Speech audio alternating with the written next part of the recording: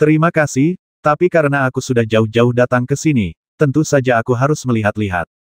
Qin Yun tersenyum sambil menatap jenderal penjaga sebelum melanjutkan langkahnya. Sang jenderal penjaga tak berdaya melihat kepergian Qin Yun. Dia memang tipe orang yang tidak mau mendengarkan nasihat. Meskipun Yang Mulia sudah meninggal, bagaimana mungkin harta karun di Istana Naga bisa direbut semudah itu?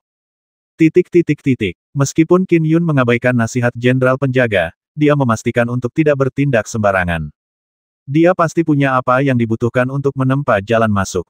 Meskipun naga langit kuno itu kuat, kekuatanku saat ini berada di ambang alam jiwa esensi cakrawala ketiga, pikir Qin Yun. Lagi pula, dia sudah mati bertahun-tahun. Aku tidak percaya formasi susunan yang ditinggalkannya bisa langsung membasmiku. Lagi pula, teknik terbaikku jelas merupakan teknik penyelamatan hidup. Ia melanjutkan dengan hati-hati. Kompleks istana bagian dalam jauh lebih rusak daripada bagian luarnya. Lagi pula, disinilah Vin Celestial dari alam lain telah mati. Pertempuran sengit itu menyebabkan banyak tempat runtuh total. Retakan memenuhi aula dan saling bersilangan. Qin Yun terus-menerus mempertahankan domain Dao-nya. Wilayah Daoku bisa sepenuhnya menghancurkan formasi susunan apapun yang dibuat oleh manusia. Namun, di Gua Surga Wim Kuning, wilayah Daoku ditekan oleh mayat Wim Kuning dari alam lain. Ada banyak titik di kompleks istana bagian dalam Istana Naga Langit Kuno yang juga tak bisa kuselidiki. Qin Yun tahu bahwa makhluk abadi dan makhluk surgawi punya cara untuk memblokir wilayah Dao. Oh, mata Qin Yun tiba-tiba berbinar. Dinding istana di depannya telah retak di ujungnya. Ia samar-samar bisa melihat bagian-bagian kecil dari mayat yang sangat besar itu. Kompleks istana bagian dalam awalnya sangat ketat dan teratur. Namun setelah pertempuran terakhir itu, banyak bagian runtuh, menghasilkan banyak jalan pintas kecil. Mengambil jalan pintas yang disediakan oleh retakan itu, Qin Yun terbang dan segera tiba di ujung rerundewa lainnya.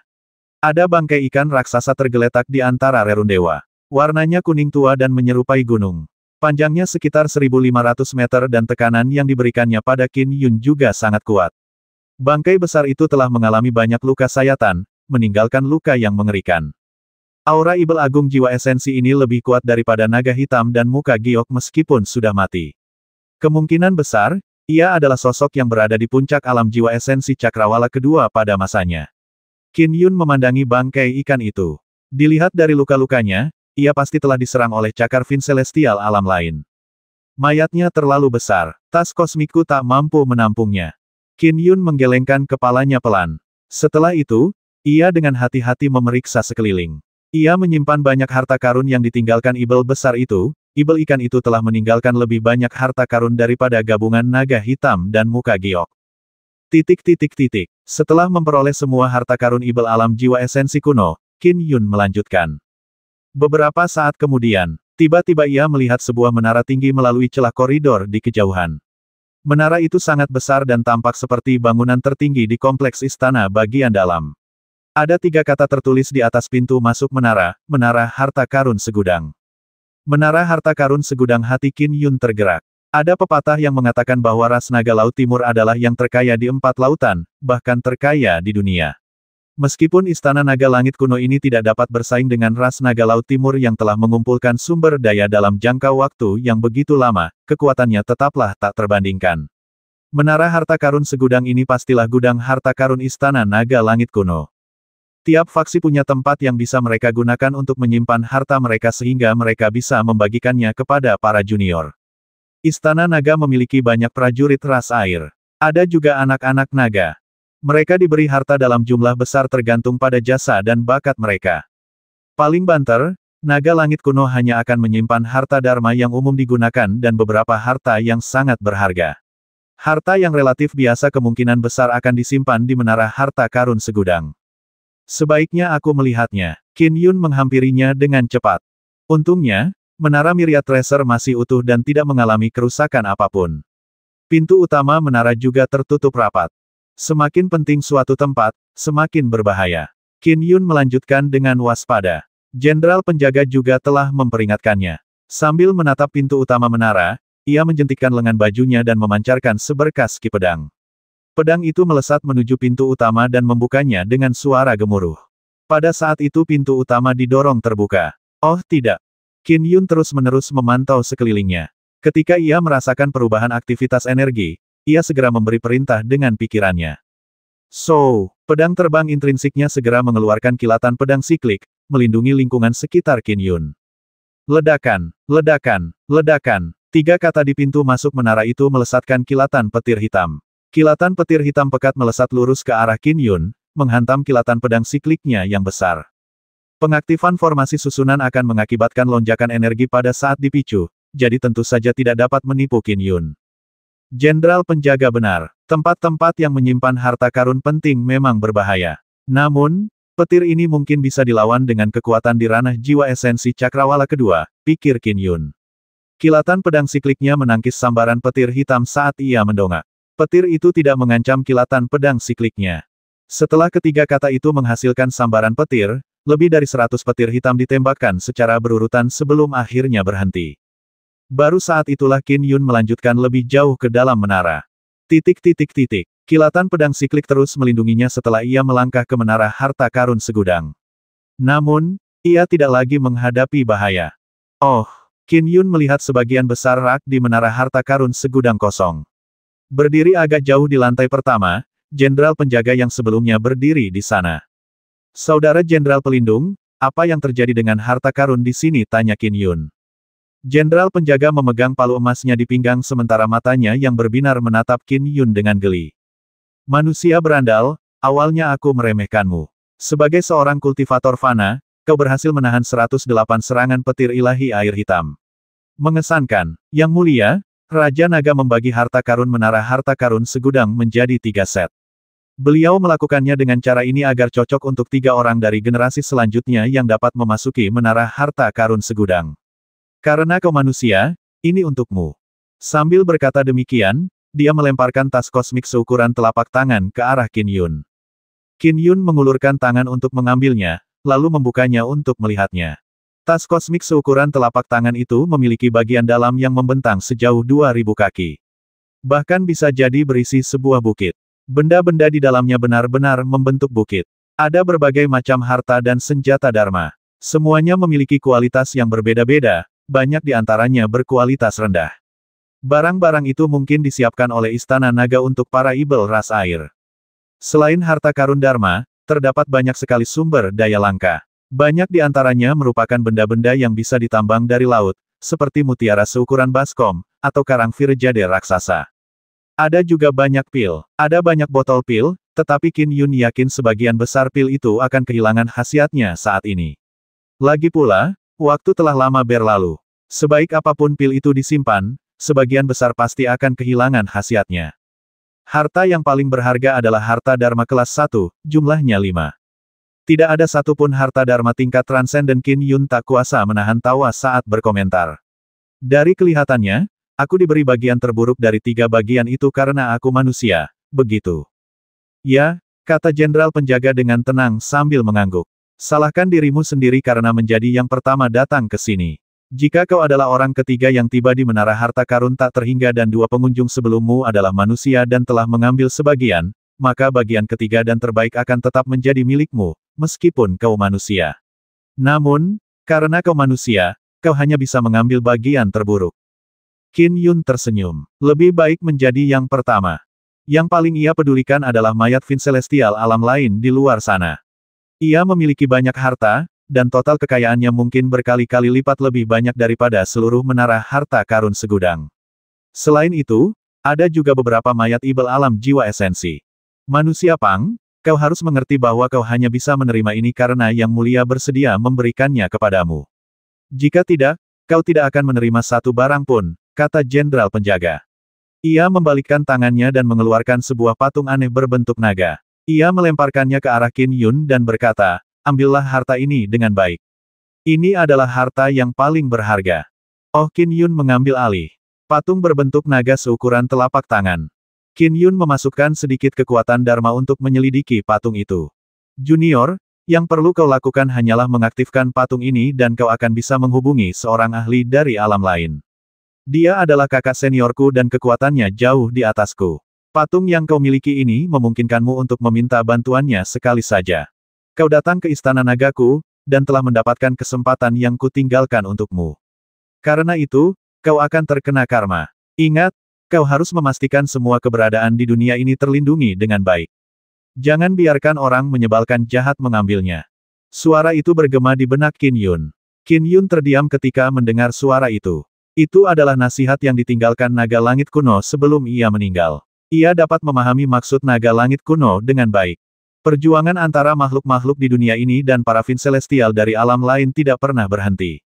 Manusia, Istana Ibel Langit, ras naga empat lautan, dan semua yang lain adalah makhluk asli dunia tempat mereka berada.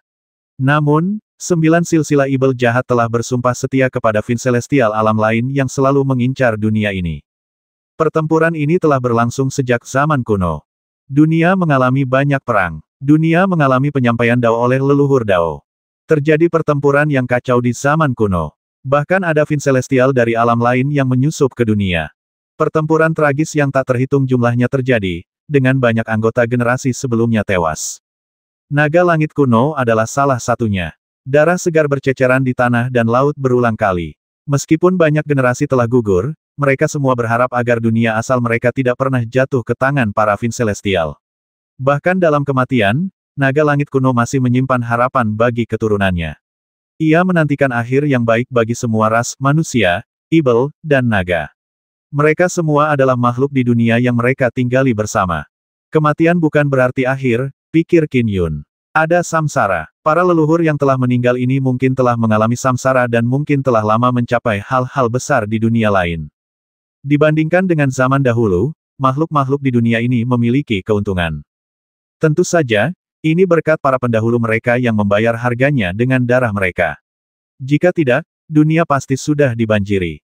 Naga langit kuno senior, aku akan tetap mengerahkan seluruh tenagaku untuk menghadapi Ibel-Ibel jahat bahkan tanpa nasihatmu, pikir Qin Yun. Setelah itu, ia berbalik dan pergi. Karena Raja Naga telah mengaturnya sendiri, ia tahu sia-sia mencari 2 set harta karun lainnya. Saat pergi, ia memandangi patung berbentuk naga itu. Ia merenung, Jenderal Penjaga bilang ini benda paling berharga. Bolehkah aku meminta bantuan kakak senior naga langit kuno sekali? Qin Yun menganggapnya cukup menarik. Kakak senior Sky Dragon kuno sebenarnya adalah ahli alam lain. Kakak laki-lakinya jauh lebih kuat darinya. Sayangnya, kakak laki-laki Sky Dragon kuno tidak dapat menyelamatkannya tepat waktu ketika ia melawan Fin Celestial dari alam lain. Ketika dia keluar dari menara harta karun segudang, Qin Yun meneruskan pencariannya di kompleks istana bagian dalam. Dia menemukan satu demi satu mayat Ibel dari alam jiwa esensi. Ibel-Ibel ini memiliki kekuatan yang bervariasi, dan dia memperkirakan sebagian besar dari mereka berada di alam jiwa esensi Cakrawala pertama. Mayat ini, Qin Yun menatap mayat naga dewa bersisik putih di depannya. Tubuhnya berputar sekitar setengah kilometer. Tubuhnya dipenuhi luka, tetapi masih memancarkan tekanan yang agak menekan Qin Yun. Di alamnya saat ini, sangat jarang baginya untuk merasa tertekan. Mayat ini mampu memberiku rasa tertekan yang begitu kuat. Bahkan terasa sebanding dengan Wim kuning dari alam lain. Dia kemungkinan berada di puncak alam jiwa esensi Cakrawala ketiga. Dilihat dari luka-lukanya, Fin Celestial alam lain membutuhkan waktu lama untuk membasminya. Qin Yun dapat membayangkan adegan pertempuran dari luka-lukanya. Pertarungan itu memang sengit. Fin Celestial alam lain itu terlalu percaya diri. Dia berani menyerbu istana naga langit kuno untuk melakukan pembantaian. Naga langit kuno memiliki keunggulan lokasi dan banyak bawahan. Namun, terlepas dari semua keunggulan itu, dia tetap mati pada akhirnya. Namun, naga langit kuno berhasil mengalahkan Fin Celestial alam lain sebelum kematiannya, pikir Qin Yun. Fin Celestial alam lain mungkin sedikit lebih kuat daripada naga langit kuno. Mungkin itu sebabnya dia begitu percaya diri. Perkembangan pertempuran mungkin bertentangan dengan harapan Fin Celestial alam lain. Suatu pertempuran memiliki banyak faktor yang memengaruhi pada awalnya. Alam lain Fin Celestial bisa saja menyerbu dengan segala cara untuk tujuan tertentu juga. Swoosh! Qin Yun melambaikan tangannya sambil menyapu area itu dengan pedangki. Harta karun yang ditinggalkan oleh naga putih suci itu terbang dan tiba di sisi Qin Yun. Aneh, tidak ada tas kosmik. Qin Yun bingung. Apa yang digunakan untuk menyimpan barang? Qin Yun membolak-balik berbagai harta karun. Qin Yun menampakkan ekspresi terkejut yang menyenangkan saat dia mengobrak-abrik harta karun itu. Selain naga langit kuno dan Fin Celestial alam lain, naga suci putih itu adalah Ibel alam jiwa esensi terkuat yang pernah ditemuinya di istana naga langit kuno sejauh ini. Harta karun yang ditinggalkannya mengejutkan Qin Yun. Dua harta dharma tingkat transenden. Qin Yun tercengang. Tidak mudah untuk memurnikan harta numinous di zaman kuno. Jumlahnya jauh lebih sedikit dibandingkan dengan saat ini. Harta dharma tingkat transenden juga sangat langka. Para ibel alam jiwa esensi, serta menara harta karun segudang di Istana Naga Langit kuno, tidak memiliki harta dharma tingkat transenden. Tapi senior ini benar-benar memiliki dua harta dharma tingkat transenden lagi pula, harta itu sangat istimewa. Mereka sangat unik. Salah satunya adalah jubah. Setelah menyempurnakannya dengan kekuatan dharmanya, Qin Yun tahu bahwa itu adalah harta dharma pelindung bernama jubah awan 9 surga. Penggunanya akan tampak diselimuti kabut saat diaktifkan. Serangan musuh akan melemah. Harta dharma tingkat transenden seperti itu, yang digunakan murni untuk menyelamatkan nyawa, sangatlah berharga. Yang satunya lagi adalah sebuah potret. Setelah menyempurnakannya, Qin Yun mengetahui bahwa itu adalah harta dharma potret bernama gambar dua dunia. Itu adalah harta dharma berjenis gambar larik. Bila gambar arai digunakan, ia dapat meliputi area seluas 500 km. Itu akan menyebabkan semua yang berada dalam radius 500 km itu membentuk susunan dua dunia yang menjebak musuh di dalamnya. Dengan menggunakan susunan itu, ia bisa memiliki keunggulan mutlak. Lebih lanjut, interior Two World Picture membentuk ruang yang unik. Lebarnya 500 km, namun, tingginya hanya 1000 kaki. Ruang sebesar itu dapat digunakan untuk menyimpan barang-barang, tetapi mencegah makhluk hidup untuk tetap berada di dalamnya. Naga putih suci itu telah menyimpan sebagian besar benda-benda lain miliknya di dalam gambar dua dunia. Ada begitu banyak harta, tetapi naga langit kuno tidak mengambilnya dan malah meninggalkannya di tubuh setiap bawahan. Sepertinya dia telah menyerahkan urusan keturunan mana yang mendapatkannya kepada takdir. Qin Yun memahami hal ini. Dengan menerima begitu banyak harta dharma dari naga senior ini, aku mewarisi karma. Namun, naga senior ini sudah lama mati. Yang bisa kulakukan hanyalah sedikit membantu ras naga di masa depan. Naga ilahi senior, aku akan menemukan cara untuk menyerahkan semua mayatmu ke Istana Naga Laut Timur begitu aku pergi. Aku pasti akan meminta mereka untuk menangani mayatmu dengan benar, kata Qin Yun.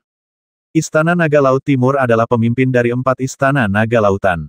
Ras naga menduduki 4 lautan, tetapi hanya satu yang mencapai alam naga langit di antara ras naga 4 lautan.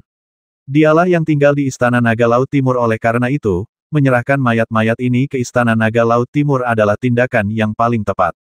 Wus! Ia mengaktifkan gambar dua dunia dan menyimpan naga suci putih di dalamnya. Saat mayat itu dengan cepat menyusut ke dalam gambar dua dunia, Qin Yun mengalihkan pandangannya dan tercengang. Naga senior ini adalah seorang wanita naga. Sayangnya, wanita naga senior ini telah mati di tangan Outer Realm Fin Celestial. Qin Yun kembali dengan gambar dua dunia dan menyimpan mayat-mayat ibel alam jiwa esensi yang sangat besar di dalamnya. Meskipun ia telah memperoleh cukup banyak harta, Qin Yun merasa tertekan ketika melihat luka-luka di berbagai mayat para pendahulunya. Dalam sungai waktu yang panjang, terlalu banyak pendahulunya yang telah dikorbankan. Istana Naga Langit kuno hanyalah salah satu dari banyak contoh. Aku ingin tahu kapan semua ibel jahat akan dilenyapkan. Qin Yun menantikan hari itu. Bisakah dia hidup untuk melihatnya? Setelah itu, Qin Yun pergi ke tempat paling penting di kompleks istana bagian dalam, tempat di mana Outer Realm Fin Celestial berada. Qin Yun bergerak cepat, dan tak lama kemudian ia tiba di Rerundewa. Tak ada satupun bangunan istana yang tersisa utuh di sekitarnya. Jelas, disinilah pertempuran paling sengit. Di sini, Qin Yun langsung melihat mayat makhluk Fin Celestial bersisik merah tergeletak di depannya. Ia kehilangan satu lengan dan tubuhnya penuh lubang. Mayat itu tingginya lebih dari 1000 kaki dan dao yang dipancarkannya sangat mengerikan dan menyeramkan. Hal itu membuat Qin Yun benar-benar terkekang. Tentu saja, 3 gelang di lengan yang tersisa langsung menarik perhatian Qin Yun.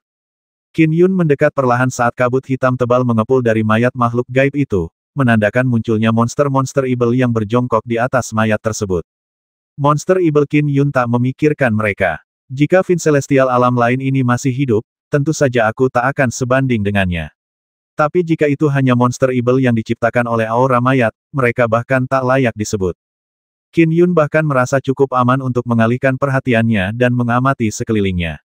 Ini jelas medan perang utama, dan ia bisa melihat jejak darah berceceran di seluruh Rerundewa di sekitarnya. Darah itu berasal dari semua pihak. Ada darah naga langit kuno. Ada juga darah dari alam lain Fin Celestial dan berbagai ibel besar. Tentu saja, Barang yang paling berharga adalah darah naga langit kuno, karena bersamanya juga terdapat kristal darah naga langit.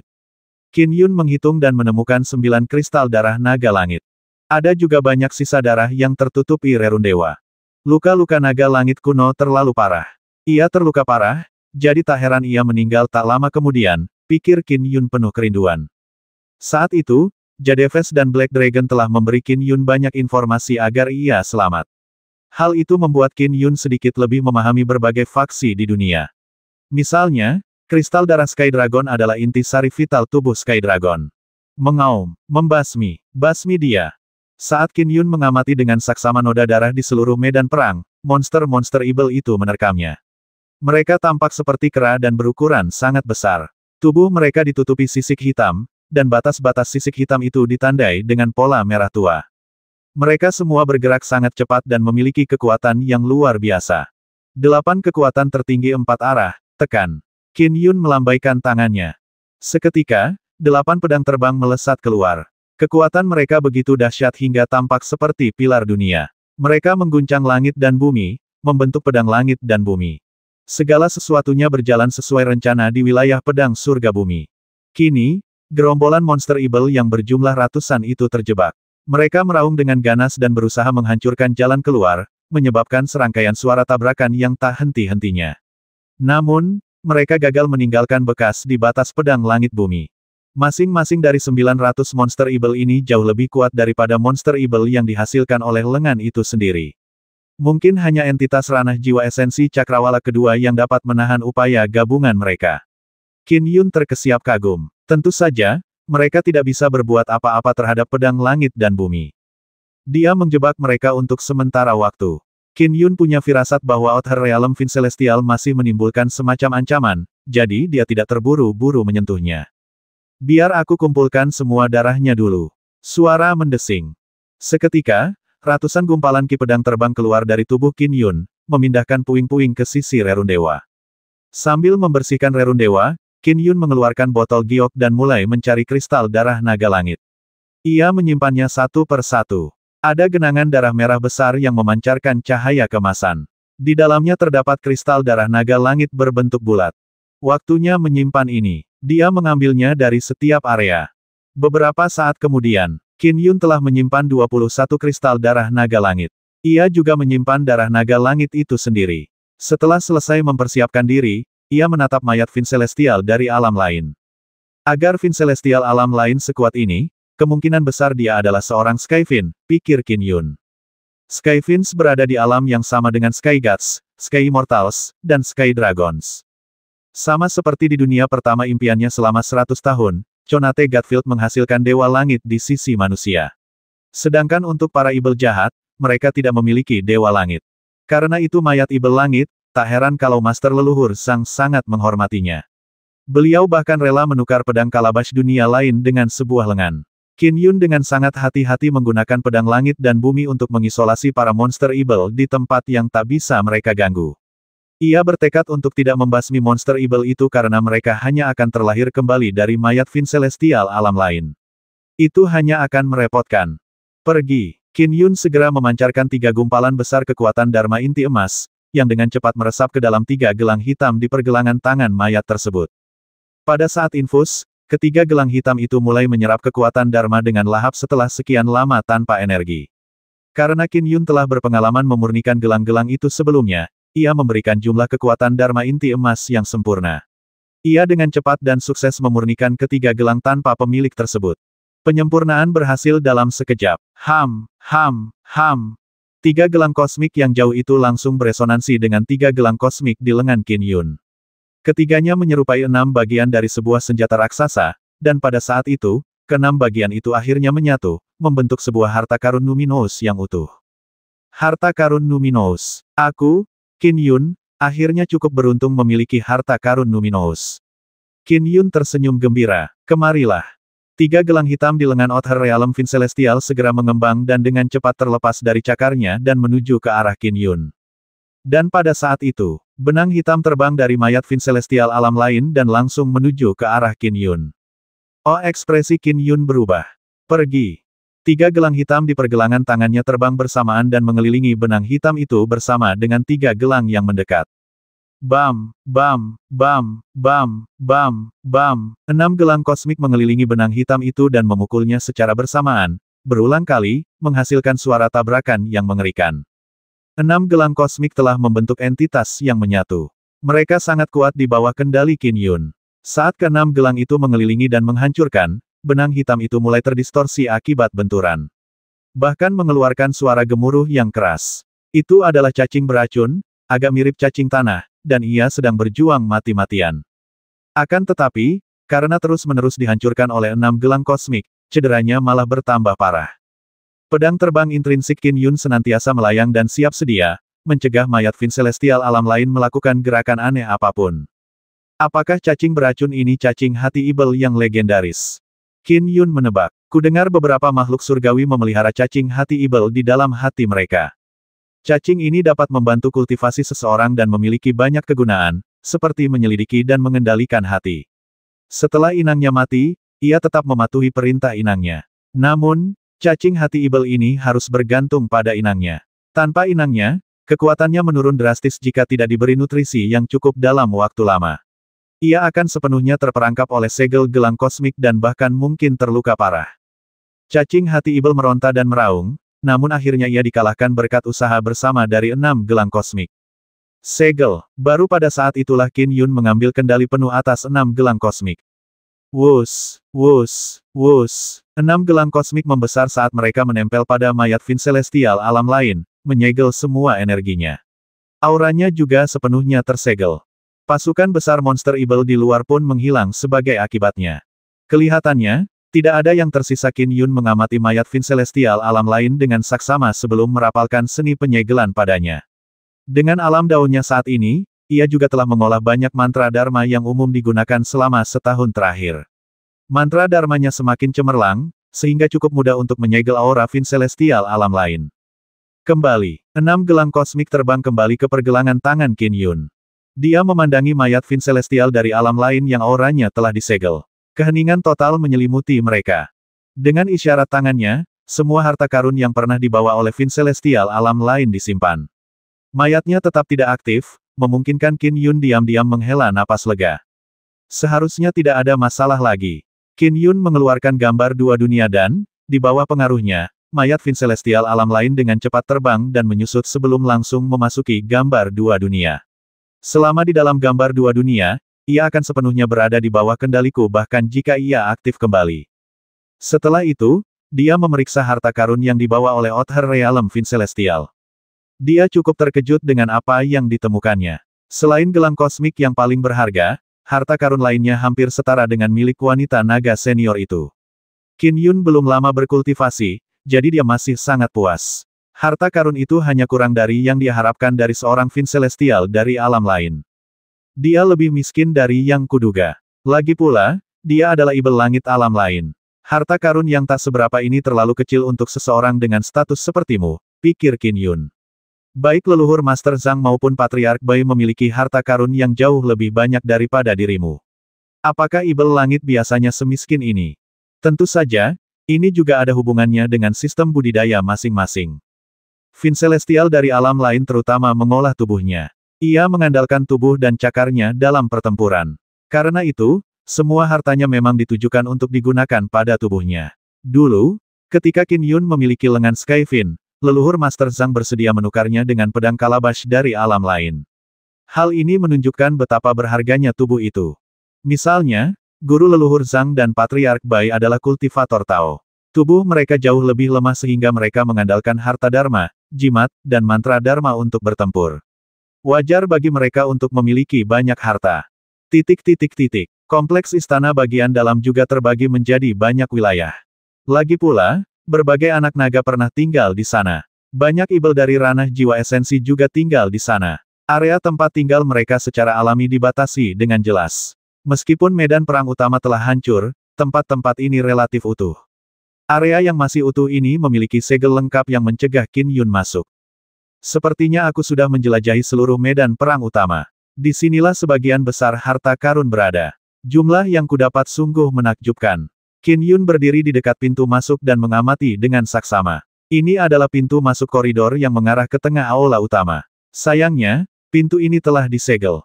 Tetap saja, aku akan mencobanya. Qin Yun mengeluarkan pedang terbang intrinsiknya.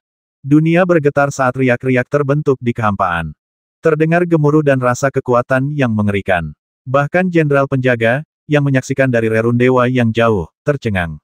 Inikah kekuatannya yang sebenarnya seorang kultivator fana bisa memiliki kekuatan seperti itu?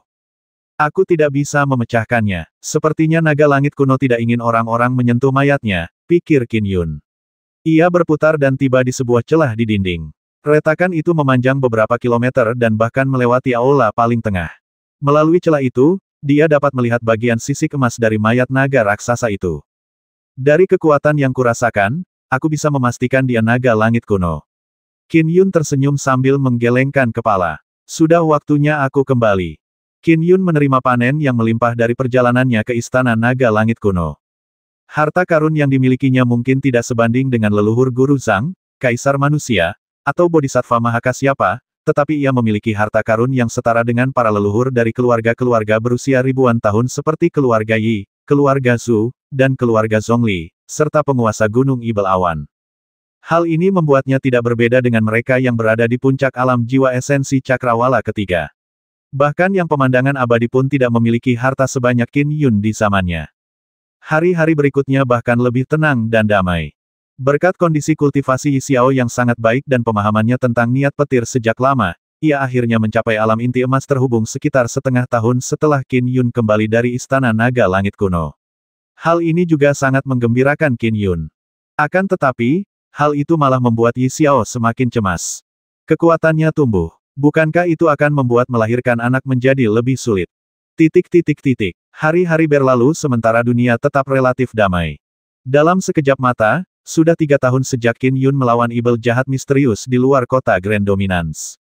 Sebuah bola perunggu raksasa melayang di aula markas besar Aliansi Inspektur Surgawi. Bola perunggu itu memiliki gunung, sungai, dan danau di permukaannya. Bola perunggu ini adalah harta karun luminous terpenting umat manusia, cermin pemeriksa surga. Oh, 2 kultivator inti palsu Conate yang bertugas mengawasi bola itu terkejut. Ledakan, bola perunggu itu mulai bergetar hebat. Apa yang terjadi dengan cermin pemeriksa langit? Kedua kultivator yang bertugas terkejut. Cermin pemeriksa langit memantau dunia dan dapat menyelidiki segala macam gangguan. Ia belum pernah mengalami getaran sekuat ini sebelumnya. Ini adalah pekerjaan yang telah mereka lakukan selama puluhan tahun, tetapi mereka belum pernah melihat bola itu berperilaku seperti ini sebelumnya. Wus, wus, wus, wus, wus, wus, wus, wus. Satu demi satu sosok bergegas memasuki aula. Kedua kultivator yang bertugas terkejut ketika melihat apa yang terjadi. Mereka yang bergegas masuk adalah sekelompok tetua dengan kedudukan tertinggi di Aliansi Inspektur Surgawi, Tetua Qian, Tetua Wang, Tetua Sun, Tetua Bai, dan Tetua sederajat lainnya. Aliansi Inspektur Surgawi kita punya tetua penghuni sebanyak ini. Keduanya terkejut. Mereka belum pernah melihat Tetua Sun atau Tetua Bai sebelumnya. Namun, mereka membungkuk dengan sopan. Para tetua. Pada saat itu, mata ketujuh tetua terpaku pada cermin pemeriksa surga. Kalian berdua bisa pergi sekarang, kata Penatua Qian sambil mengerutkan kening. Ya, keduanya segera pergi. Ketika mereka meninggalkan aula, keduanya bertukar pandang dengan gelisah. Mereka berdiskusi melalui transmisi suara. Saudari junior, menurutmu apa yang terjadi? Mengapa cermin pemeriksa langit bergetar begitu hebat bahkan sampai membuat ketujuh tetua bergegas ke sini? Mungkinkah ada masalah dengan cermin pemeriksa langit? Apakah rusak? Omong kosong, apa yang kau bicarakan? Bagaimana mungkin harta karun luminous yang menjadi landasan kemanusiaan bisa hancur begitu saja? Kedua kultivator inti palsu Conate itu merasakan firasat buruk. Dan di dalam aula, ada 7 tetua alam jiwa esensi dengan ekspresi jahat. Tunjukkan dirimu, kata seorang pria kurus, Tetua Sun, lembut. Seketika, sesosok muncul di cermin penginspeksi langit, menampakkan hantu kosmik. Cermin pemeriksa langit itu seperti sebuah planet. Di planet ini, ada benua dan samudra. Ada juga awan dan kosmos di atasnya. Boom kemarahan hebat muncul di tempat hantu itu. Pintu masuk dunia, gumam Tetua Sun pelan. Pintu masuk dunia baru. Leluhur Master Zhang benar, ibel jahat misterius itu tampaknya adalah Fin Celestial alam lain yang telah turun ke dunia ini. Dia mengumpulkan kekuatan dari daging dan darah untuk dikorbankan di altar dunia, untuk membuka pintu masuk dunia baru. Saya telah memberitahu patriark saya, kata Penatua Bai. Aku juga sudah memberitahu Kaisar Manusia. Tetua Sun mengangguk. Bodhisattva juga telah diberitahu, kata seorang arhat Buddha dengan rambut acak-acakan. Mereka mewakili faksi masing-masing. Cermin pemeriksa langit merupakan harta karun luminous yang menjadi dasar kemanusiaan, yang senantiasa memantau dunia. Cermin pemeriksa langit dijelaskan kepada para kultivator fana sebagai sarana untuk memantau berbagai aktivitas di seluruh dunia. Ini memang salah satu fungsi cermin pemeriksa langit. Namun, fungsi terpentingnya adalah untuk terus memantau ruang di seluruh dunia. Begitu pintu masuk baru ke dunia ditemukan, cermin pemeriksa langit akan langsung mendeteksinya. Mereka kemudian dapat menggunakan informasi tersebut untuk bertindak cepat dan mengurangi kerusakan yang ditimbulkan oleh entitas jahat. Sebagai prefektur paling selatan di dunia, prefektur Laut Selatan sangat panas dan lembab. Di wilayah sekitar Gunung Torturous, sebuah formasi besar telah diam-diam dibentuk, menyelimuti 15 km wilayah sekitarnya. Saudara Hekian, setelah semuanya selesai, yang tersisa hanyalah pengorbanan terakhir. Kalau begitu, saya tidak akan tinggal di sini lagi. Saya ucapkan selamat tinggal, kata seorang tetua berjubah hitam bertanduk tunggal. Master Sekte Leluhur Bur, jika Sekte Leluhur Burmu mau membantuku, kita pasti bisa menangkis serangan para dewa dan bodhisattva, kata Hekian berjubah ungu sambil tersenyum.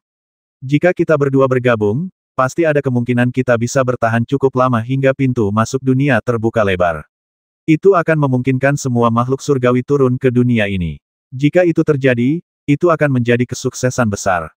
Haha, kalau begitu, izinkan saya mengucapkan selamat sebelumnya, Saudara Hekian, kata Master Sekte Leluhur Bur sambil tertawa. Namun, Sekte Leluhur Bur saya tidak berani mengambil risiko seperti itu.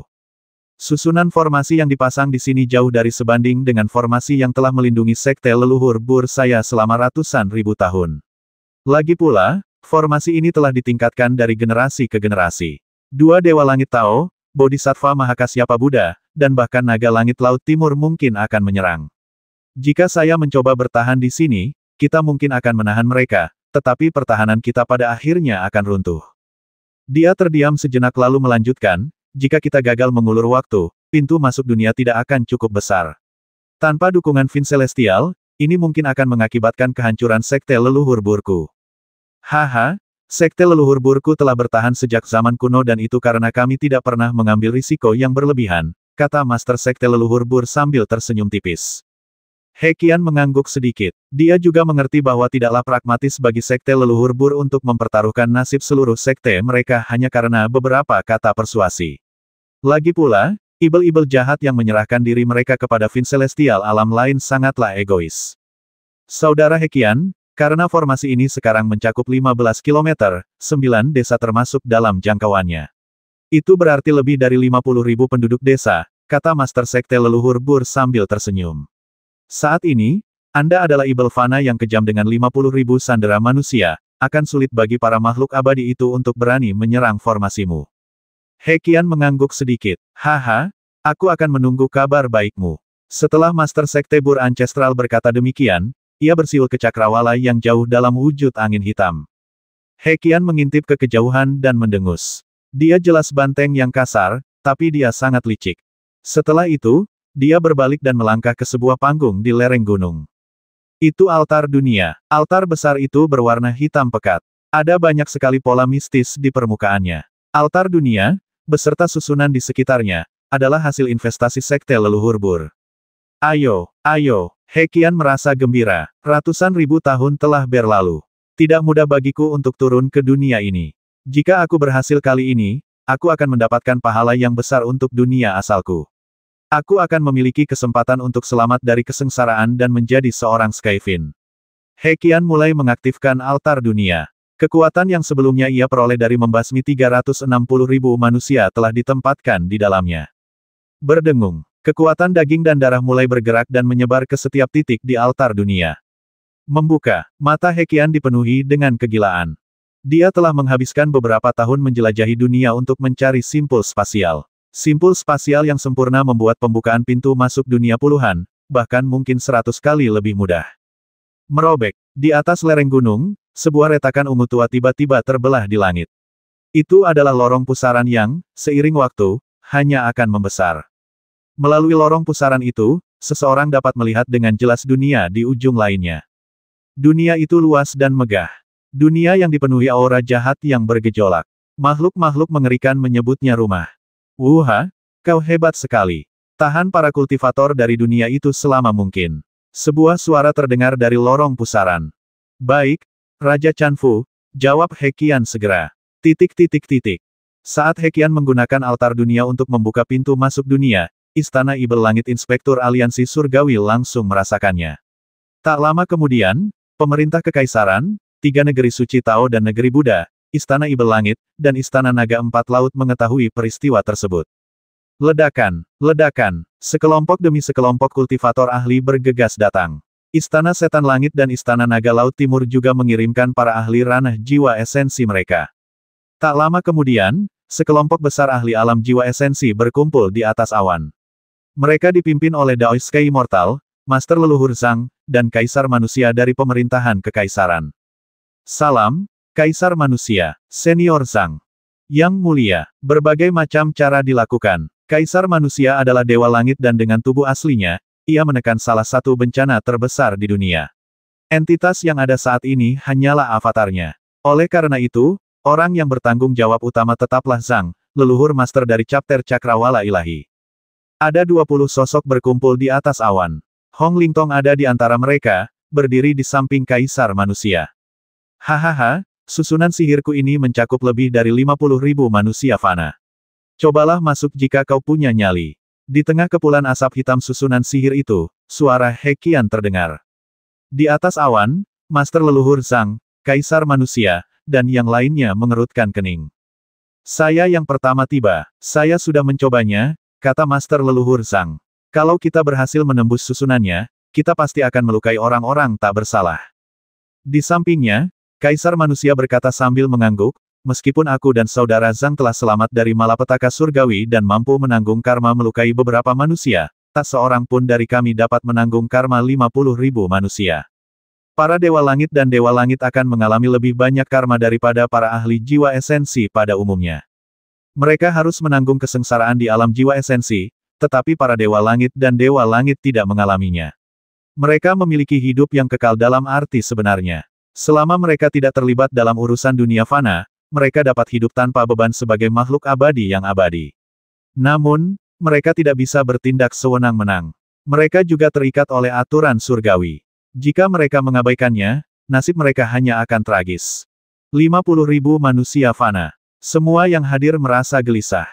Jika entitas di alam jiwa esensi mencelakai nyawa tak berdosa, mereka mungkin langsung disambar petir dan disambar petir. Nyawa tak berdosa akan terimbas jika kita mencoba meretas susunannya, kata seekor naga dari Laut Timur sambil mendesah. Sedangkan ibel jahat misterius itu, dia hanyalah ibel jahat fana. Dia tak peduli pada nyawa manusia. Kalau begitu, satu-satunya pilihan kita adalah mengirim kultivator fana ke dalam, kata seorang tetua gemuk sambil tersenyum. Zu ke-8 keluargaku bisa melawan ibel fana itu. Oh, seketika banyak orang berbalik menghadapnya. Bahkan Kaisar Manusia dan Guru Leluhur Zhang pun terkejut. Saudara Zu, ibel jahat yang fana itu dapat menghasilkan kekuatan yang setara dengan alam jiwa esensi Cakrawala ketiga awal, kata Master Leluhur Zhang. Penatua yang gemuk itu adalah kepala keluarga Zu. Sekte kekacauan primordial adalah klan keluarga yang terkenal di dunia kultivasi. Patriark keluarga Zu berkultivasi dalam formula Dharma Sage pendirian fisik dan telah mencapai puncak alam jiwa esensi Cakrawala ketiga. Tubuhnya begitu kuat sehingga bahkan Dewa Langit dan Dewa Langit pun tak berdaya melawannya. Zu ke-8 Kaisar Manusia menatap pemuda berbaju biru yang berdiri di samping Patriark Zu. Pemuda itu tersenyum lebar dengan pedang pendamping di pinggangnya. Aku tidak akan merahasiakannya dari siapapun, kata Patriark Zu sambil tersenyum. Anak ini, Zu ke-8, adalah seorang yang abadi di kehidupan sebelumnya. Seorang abadi yang bereinkarnasi. Semua orang di sekitar tercengang. Meskipun ada makhluk abadi yang bereinkarnasi dalam sejarah, jarang sekali melihatnya secara langsung. Hahaha, sepertinya cahaya takdir telah menyinari kita manusia, kata Kaisar Manusia sambil tertawa. Ia memandang Hong Lingtong di sampingnya. Kultivator yang berdiri di sampingku ini berasal dari prefektur Jiang. Dia Hong Lingtong, atau beberapa orang memanggilnya Hong ke-9. Dia juga seorang abadi yang bereinkarnasi. Dia juga seorang abadi yang bereinkarnasi. Manusia memang memiliki warisan yang luar biasa. Para ahli dari Istana Setan Langit dan Istana Naga Laut Timur tercengang mendengar hal ini. Dua makhluk abadi yang bereinkarnasi muncul tanpa sepatah kata pun. Hong ke-9 dan Zhu ke-8 saling bertatapan. Hong ke-9 pandai meramal masa lalu dan masa depan, dan dia ahli dalam formasi susunan, jelas kaisar manusia. Zhu ke-8 dari keluargaku adalah ahli dalam formasi susunan dan seni pedangnya cukup hebat, kata Patriark Zhu. Kalau begitu, mari kita minta mereka berdua bertindak dan segera selesaikan masalah ini dengan ibel jahat misterius itu untuk menyegel pintu masuk dunia, perintah Master Leluhur Sang. Ya, Zhu ke-8 dan Hong Lingtong segera mematuhi perintah tersebut. Mereka tidak berani bersikap arogan di hadapan Guru Leluhur Sang. Bahkan di kehidupan sebelumnya, mereka baru mencapai puncak alam jiwa esensi Cakrawala ketiga. Karena mereka gagal melewati berbagai rintangan untuk menjadi Dewa Langit yang riang, ancaman rintangan yang terus-menerus memaksa mereka untuk memilih jalan reinkarnasi yang berbahaya. Suara mendesing. Duo itu segera berubah menjadi aliran cahaya saat mereka menyerbu ke arah formasi susunan yang jauh. Nangui tua, apakah itu kamu, tanya Hong Lingtong melalui transmisi suara. Anda Taois Liu, tanya Zhu ke-8 melalui transmisi suara. Hahaha, Nangui tua, kau adalah ibel abadi, tetapi kau akhirnya bereinkarnasi sebagai manusia, canda Hong Lingtong melalui transmisi suara. Tidak ada jaminan untuk reinkarnasi. Saat itu, 9 dari kami, para dewa, memilih untuk bereinkarnasi bersama. Kami semua memilih dunia Great Chang ini, tetapi apakah hanya kami berdua yang telah terbangun, tanya Zhu ke-8 melalui transmisi suara. Seorang abadi yang bereinkarnasi hanya bisa bangkit jika mereka berkultivasi ke alam inti emas Konate. Bahkan setelah itu, masih sangat sulit untuk dibangkitkan. Saat itu, kami bersembilan bereinkarnasi bersama. Mungkin beberapa dari kami selamanya terjebak dalam samsara, kata Hong Lingtong melalui transmisi suara. Setelah itu, ia menatap Zhu ke-8. Jangan bicarakan ini sekarang, Nangui tua, ayo kita pikirkan cara untuk menghadapi ibel jahat ini. Ya, kau lebih jago formasi susunan daripada aku. Coba saja formasi susunannya, kata Zhu ke-8 melalui transmisi suara. Aku akan melawannya langsung. Baiklah, Hong Lingtong mengangguk. Hong Lingtong mampu mengejar keberuntungan, menghindari bencana dengan mencari simpul yang paling cocok untuk dipecahkan. Ia secara alami lebih baik dalam mengatur dan memecahkan susunan dibandingkan dengan Zhu ke-8. Susunan yang didirikan Heqian meliputi 9 desa dalam rentang 15 km. Apa yang telah terjadi? Mengapa langit menjadi gelap? Di salah satu desa, banyak penduduk desa menatap langit dengan cemas. Hari yang tadinya cerah, tiba-tiba berubah gelap. Kabut hitam mengepul dari segala penjuru. Lihat, lihat, apa itu? Banyak penduduk desa memandang ke kejauhan. Di tengah langit yang gelap, tampak dua pilar batu raksasa. Keduanya membentuk sesuatu yang menjulang tinggi dan masif. Membayangkan dua kultivator fana datang ke sini untuk mencari kematian. Haha, kalau saja mereka mengirim Qin Yun, pasti menarik. Kalian berdua, mati saja. Kedua pilar tinggi itu melangkah maju, dan kabut hitam mengepul, menampakkan sosok yang menjulang tinggi. Itu raksasa. Dia tinggi sekali. Dia bahkan lebih tinggi dari gunung di belakang kita. Dia pastilah seorang prajurit surgawi yang telah turun ke dunia fana. Itu dewa, dewa yang maha kuasa. Penduduk desa tercengang karena terkejut. Raksasa gunung setinggi 3.000 kaki, Heqian, memang mengejutkan penduduk desa fana. Heqian memiliki tubuh gunung, sehingga bisa berubah menjadi raksasa setinggi 3.000 kaki. Ia tertawa sambil mengacungkan telapak tangannya, memukul seperti sedang menepuk dua lalat. Telapak batunya selebar ratusan kaki dan ia bisa menutupi langit dengan mengayunkannya. Ibel jahat, kendalikan dirimu. Pemuda tampan, Zhu ke-8, melesat dan tumbuh setinggi 2.000 kaki. Tidak seperti Heqian yang bertubuh besar, Zhu ke-8 berkultivasi dalam alam sage pembentuk fisik. Dagingnya masih manusiawi, tetapi kulitnya berkilau seperti harta dharma. Setelah Zhu ke-8 berubah wujud menjadi wujud agungnya sendiri, dia langsung membelah dengan pedangnya. Ledakan, ledakan. Kedua sosok tinggi besar itu terlibat dalam pertempuran sengit. Sosok Zhu ke-8 melesat bak hantu. Ilmu pedangnya sangat mendalam, membuat gayanya seperti permainan catur saat ia menggunakan taktik untuk mengantisipasi gerakan lawan. Heqian adalah seorang Fin Celestial alam lain yang telah berkultivasi selama ratusan ribu tahun. Ia memiliki pengalaman tempur yang kaya, sehingga mampu bertahan sepenuhnya. Kedua belah pihak bertempur hingga menemui jalan buntu. Apa dia sedang memecahkan formasi? He Qian terkejut ketika mengetahui bahwa Hong Lingtong sedang memecahkan formasi. Dalam waktu singkat, Hong Lingtong berhasil memecahkan salah satu simpul formasi saat He Qian sedang bertempur. Hal ini membuat He Qian khawatir. Dengan pencapaiannya dalam formasi-formasi seperti itu, sepertinya kalian berdua adalah makhluk abadi yang bereinkarnasi. Ledakan. He Qian segera memberikan perintah mental, memicu seluruh formasi susunan. Kekuatan formasi susunan itu melonjak ke arah Hong Lingtong dan Zhu ke-8 dengan kekuatan yang luar biasa. Di bawah tekanan formasi susunan itu, Zhu ke-8 langsung berada dalam posisi yang tidak menguntungkan. Bam! Zhu ke-8 terpental mundur ketika terkena telapak tangan. He Qian juga mengalihkan perhatiannya dan menendang Hong Lingtong. Hong Lingtong lebih lemah dalam pertarungan jarak dekat. Jarak antara dirinya dan ibel jahat itu semakin lebar berkat tekanan dari formasi susunan. Ia terpental. Maju. He Qian mengalihkan perhatiannya untuk mengaktifkan harta Dharma kelas 1, roda harta karun surya. Roda itu berputar dan mengejar Hong Lingtong. Setelah salah satu formasi susunan itu retak, He Qian segera tahu bahwa ia harus berhati-hati. Ia mengerahkan seluruh kekuatannya untuk mengendalikan formasi Arai sambil menghadapi dua makhluk abadi yang bereinkarnasi. Dengan bantuan formasi Arai, ia sepenuhnya menekan duo itu. Nangui tua, itu tidak akan berhasil. Kau harus menahannya sepenuhnya atau aku tidak akan bisa menenangkan pikiranku untuk memecahkan susunannya, kata Hong Lingtong melalui transmisi suara cemas. Di saat yang sama, ia menghindari roda harta karun surya yang berputar. Taois Liu, ingatanku baru saja pulih setelah mencapai alam inti emas Konate. Zhu ke-8 tak kuasa menahan diri untuk berkata. Aku belum membentuk inti emas ungu keemasan.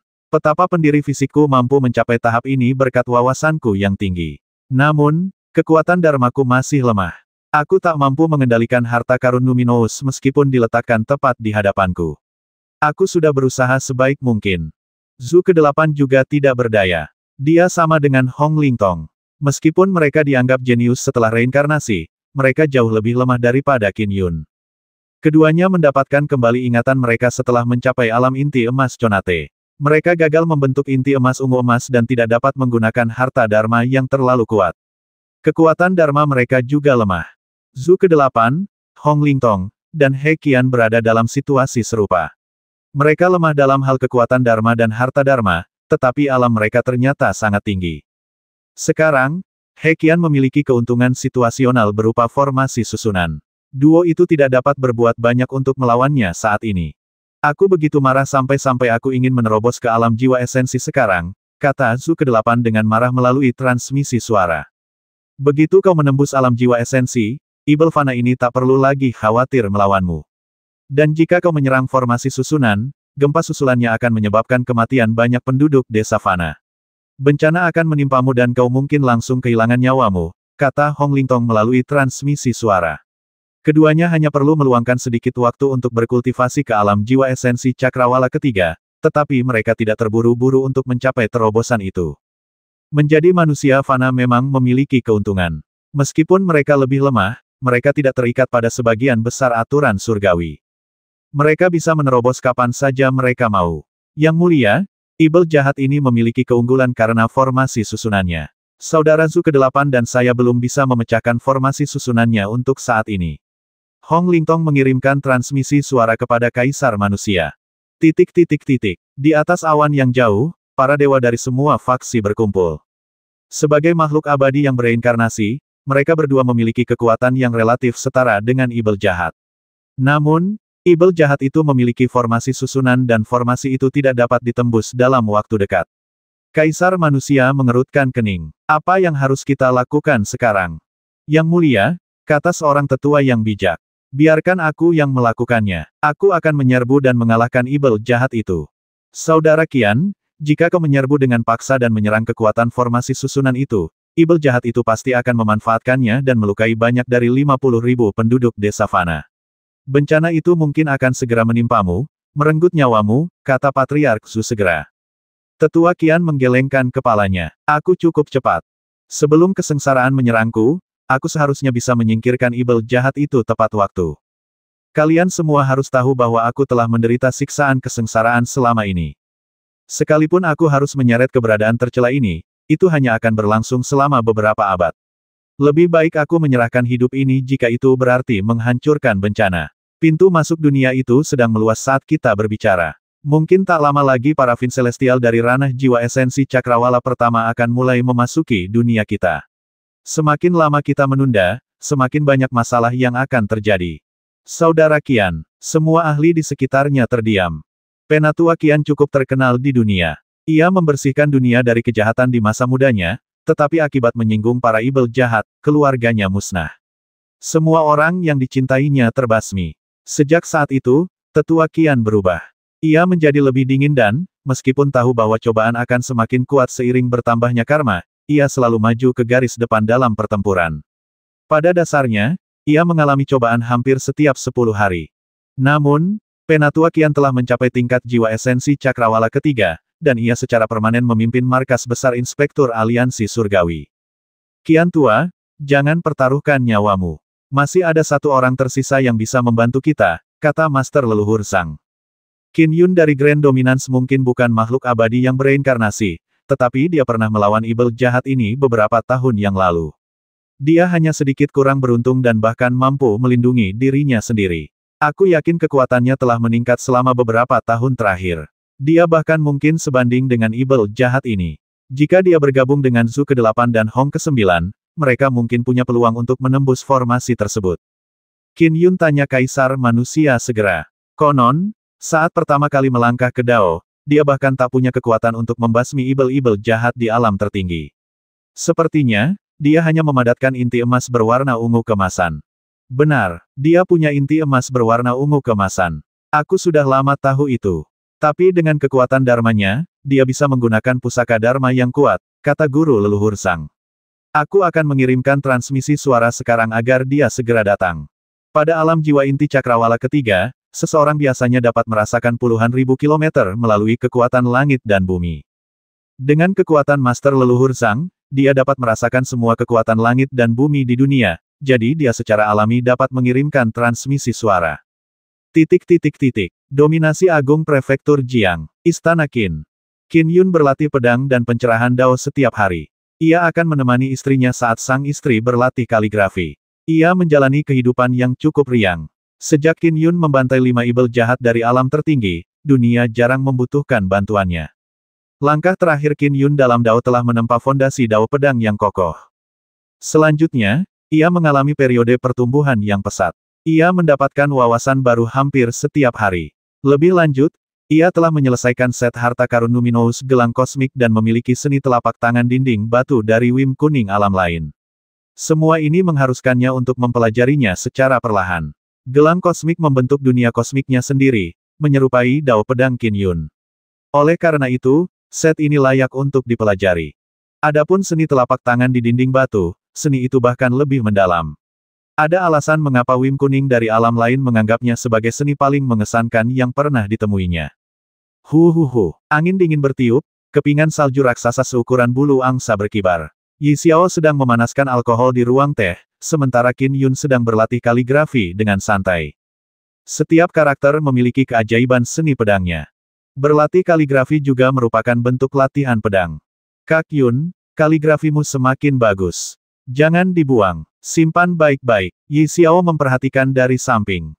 Kaligrafi membutuhkan ketenangan pikiran. Setiap goresan pada setiap karakter mewakili jurus pedang yang berbeda. Semua jurus pedang tersebut bergabung membentuk sebuah karakter, jadi setiap karakter merupakan sekumpulan ilmu pedang, ujar Qin Yun sambil tersenyum. Hanya ketika sekumpulan ilmu pedang tersebut cukup sempurna, karakter tersebut akan terlihat bagus. Jika karakternya tidak terlihat bagus, berarti ilmu pedang tersebut memiliki kekurangan.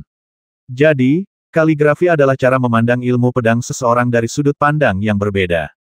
Semua jalan mengarah pada tujuan akhir yang sama. Dengan mempelajari ilmu pedang seseorang dari berbagai sudut pandang, akan lebih mudah untuk menemukan kekurangannya. Yi Xiao memandangi kaligrafi itu dan berseru, setiap karakter adalah sekumpulan ilmu pedang, bukankah ada lebih dari 100 ilmu pedang di sini? Mereka dapat dengan mudah diperoleh secara acak, jawab Qin Yun. Minumlah segelas alkohol setelah kaligrafimu selesai. Yi Xiao menuangkan sebotol anggur untuk Qin Yun. Uap masih mengepul darinya. Qin Yun, cepatlah ke Gunung Penyiksaan di Kabupaten Chang, Prefektur Laut Selatan. Sebuah suara terdengar di telinga Qin Yun, ibel jahat misterius itu ada di sini. Dia telah membuka pintu masuk dunia menggunakan altar dunia. Dia harus segera dihentikan. Kemarilah secepat mungkin. Aku akan menemuimu. Tuan leluhur Zhang Qin Yun tercengang saat dia tiba-tiba berdiri. Apa yang terjadi? Yi Xiao yang kebingungan meletakkan botol alkoholnya. Guru leluhur Zhang memanggil saya. Ada sesuatu yang penting. Saya harus segera berangkat ke prefektur Laut Selatan, kata Qin Yun. Cepatlah, desak Yi Xiao ketika dia mendengar bahwa itu adalah permintaan dari Master Leluhur Zhang. Qin Yun mengangguk dengan serius. Setelah itu, ia meninggalkan ruang teh dan melesat bagai aliran cahaya. Ia melesat melintasi cakrawala dan menuju selatan. Qin Yun bertemu dengan leluhur Master Zhang di sepanjang jalan. Leluhur Master Zhang datang untuk menyambutnya demi menghemat waktu sebanyak mungkin. Suara mendesing. Kilatan petir berwarna ungu menyambar langit dengan kecepatan yang jauh lebih cepat daripada apa yang mampu dilakukan Qin Yun. Qin Yun, dengarkan baik-baik apa yang ingin kukatakan. Pintu masuk dunia terhubung ke dunia lain. Kau bisa bayangkan betapa besar ancamannya. Ibel jahat misterius itu telah membentuk barisan besar di sekitar pintu masuk dunia, dan di dalamnya terdapat 50.000 manusia fana. Mereka adalah sanderanya. Kekuatan yang ia hasilkan telah mencapai awal alam jiwa esensi cakrawala ketiga. Untuk menyelesaikan bencana ini, salah satu solusinya adalah mengirim makhluk abadi yang setidaknya berada di puncak alam jiwa esensi cakrawala ketiga dan mempertaruhkan nyawa 50.000 manusia fana untuk membasmi ibel jahat itu sebelum kesengsaraan menimpa kita. Saat leluhur Master Zhang bepergian bersama Qin Yun, ia menjelaskan situasinya secara rinci. Seorang abadi di alam jiwa esensi cakrawala ketiga harus dikirim ke kematiannya dan 50.000 manusia fana juga harus mati. Qin Yun menggelengkan kepalanya. Solusi lainnya adalah mengirim kultivator fana. Untungnya, saat ini kita memiliki dua makhluk abadi yang bereinkarnasi, kata Master Leluhur Zhang. Dua makhluk abadi yang bereinkarnasi. Qin Yun terkejut. Saat mereka bergegas menuju tujuan, Master Leluhur Zhang terus menjelaskan. Kecepatan leluhur guru Zhang adalah yang tercepat di dunia. Bahkan orang-orang seperti Kaisar Manusia dan Bodhisattva Mahakasyapa bukanlah tandingannya. Setelah Qin Yun bertemu dengannya, mereka tiba di Gunung Torturous di prefektur Laut Selatan paling selatan dalam waktu 10 menit. Ada kerumunan makhluk abadi dan setan berkumpul di atas awan. Tuan leluhur Zhang telah kembali. Dan dengan pedang abadi Qin Yun. Setelah kilatan petir ungu menyala di cakrawala, Qin Yun dan Master Leluhur Zhang tiba di awan. Qin Yun langsung melihat Kaisar Manusia dan membungkuk. Salam, Yang Mulia. Salam untuk semuanya. Sejumlah ahli saat ini lebih kuat dari Qin Yun tetapi ada juga yang lebih lemah darinya. Pedang abadi Qin Yun. Masing-masing dari mereka menanggapi. Banyak yang mengamatinya dengan saksama. Mereka tidak menyangka Qin Yun adalah seorang pendekar pedang fana, tetapi karena leluhur Zhang telah mengklaim bahwa kekuatan Qin Yun hampir setara dengan ibel jahat misterius itu berarti kekuatannya mendekati alam jiwa esensi cakrawala ketiga. Tentu saja, dia adalah sosok yang harus dikagumi oleh setiap faksi di dunia. Kedua dewa abadi yang bereinkarnasi, Hong Lingtong dan Zhu ke-8, memandang Qin Yun sambil tersenyum. Saudara Hong, aku tak pernah menyangka kau adalah seorang abadi yang bereinkarnasi. Kau benar-benar menyembunyikannya dengan baik, kata Qin Yun melalui transmisi suara. Lagi pula, mereka punya hubungan dekat. Keponakannya sudah bertunangan dengan putri Hong Lingtong. Belum lama ingatanku terbangun. Aku baru memberitahu Kaisar Manusia ketika aku menyadari munculnya bencana baru, jelas Hong Lingtong melalui transmisi suara. Qin Yun, Kaisar Manusia menunjuk ke kabut hitam yang mengepul di kejauhan dan berkata, saya yakin Anda telah diberi pengarahan tentang situasi di pintu masuk dunia ini.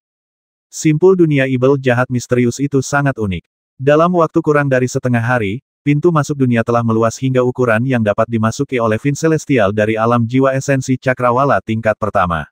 Saya yakin dalam waktu sekitar 1 hari, pintu masuk dunia ini akan meluas hingga ukuran yang memungkinkan Vin Celestial dari alam jiwa esensi cakrawala tingkat ketiga untuk masuk.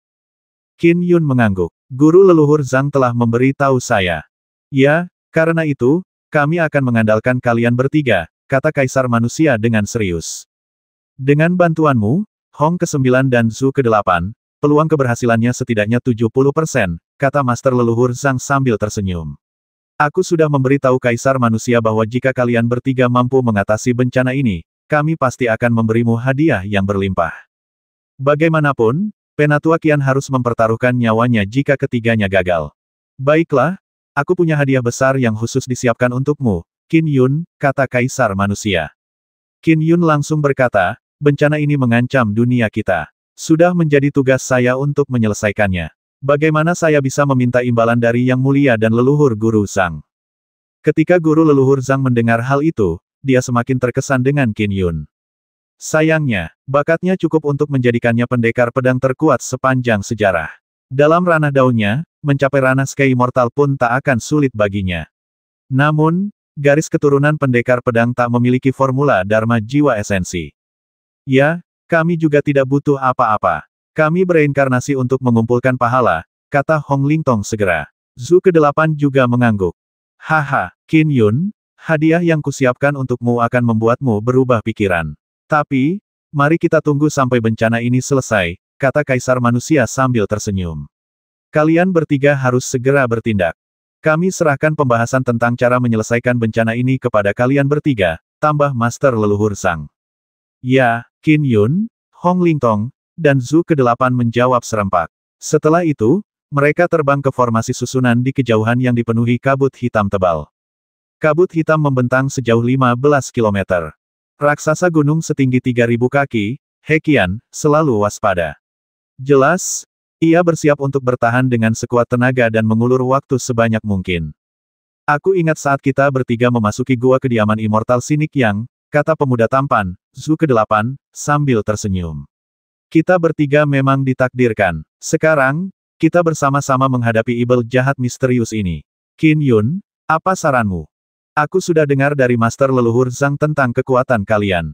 Karena kalian berdua ahli dalam formasi susunan, bagaimana kalau aku yang menduduki ibel jahat misterius itu sementara kalian berdua memecahkan formasi susunan itu? Dengan begitu, pemecahan formasi susunan akan lebih cepat, saran Qin Yun. Apakah kamu seyakin itu? Zhu ke-8 merasa khawatir. Saudara Qin Yun, kau seharusnya tahu betapa kuatnya ibel jahat misterius itu.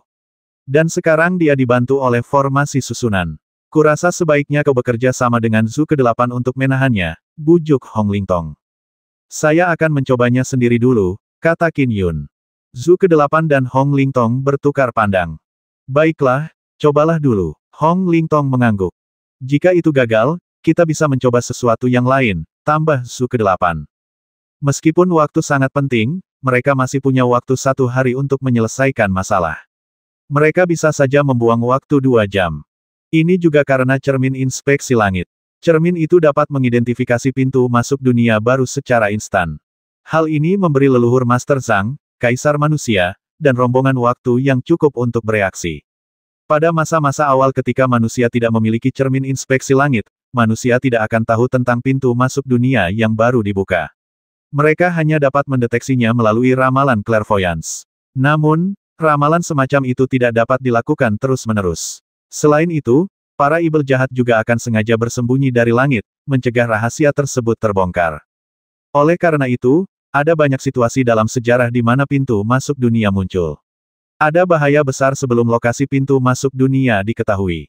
Hampir selalu berarti akhir yang buruk. Ada alasan mengapa cermin pemeriksa langit dikenal sebagai harta karun luminous yang menjadi landasan umat manusia. Wus, wus, wus. Qin Yun dan rombongan segera berpisah. Qin Yun berubah menjadi aliran cahaya dan menyerang langsung ke arah Heqian.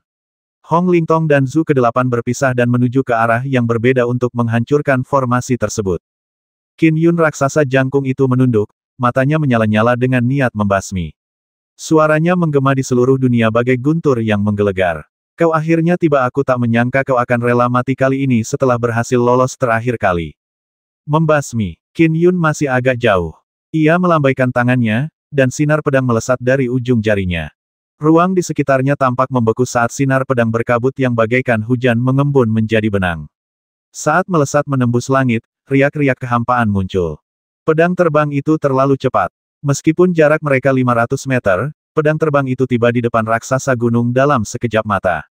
Raksasa itu hanya sempat melambaikan tangannya, tetapi saat mereka berbenturan, kekuatan pedang terbang itu tiba-tiba terungkap.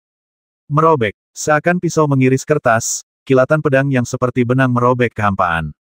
Hal itu menyebabkan munculnya celah hitam. Kehampaan itu telah terbelah. Tapi ini bukanlah dunia kedua yang muncul dalam mimpinya selama 100 tahun. Dunia asal Qin Yun jelas lebih kuat dan memiliki warisan yang lebih dalam. Ada Dewa Langit, Ibel Langit, dan Bodhisattva.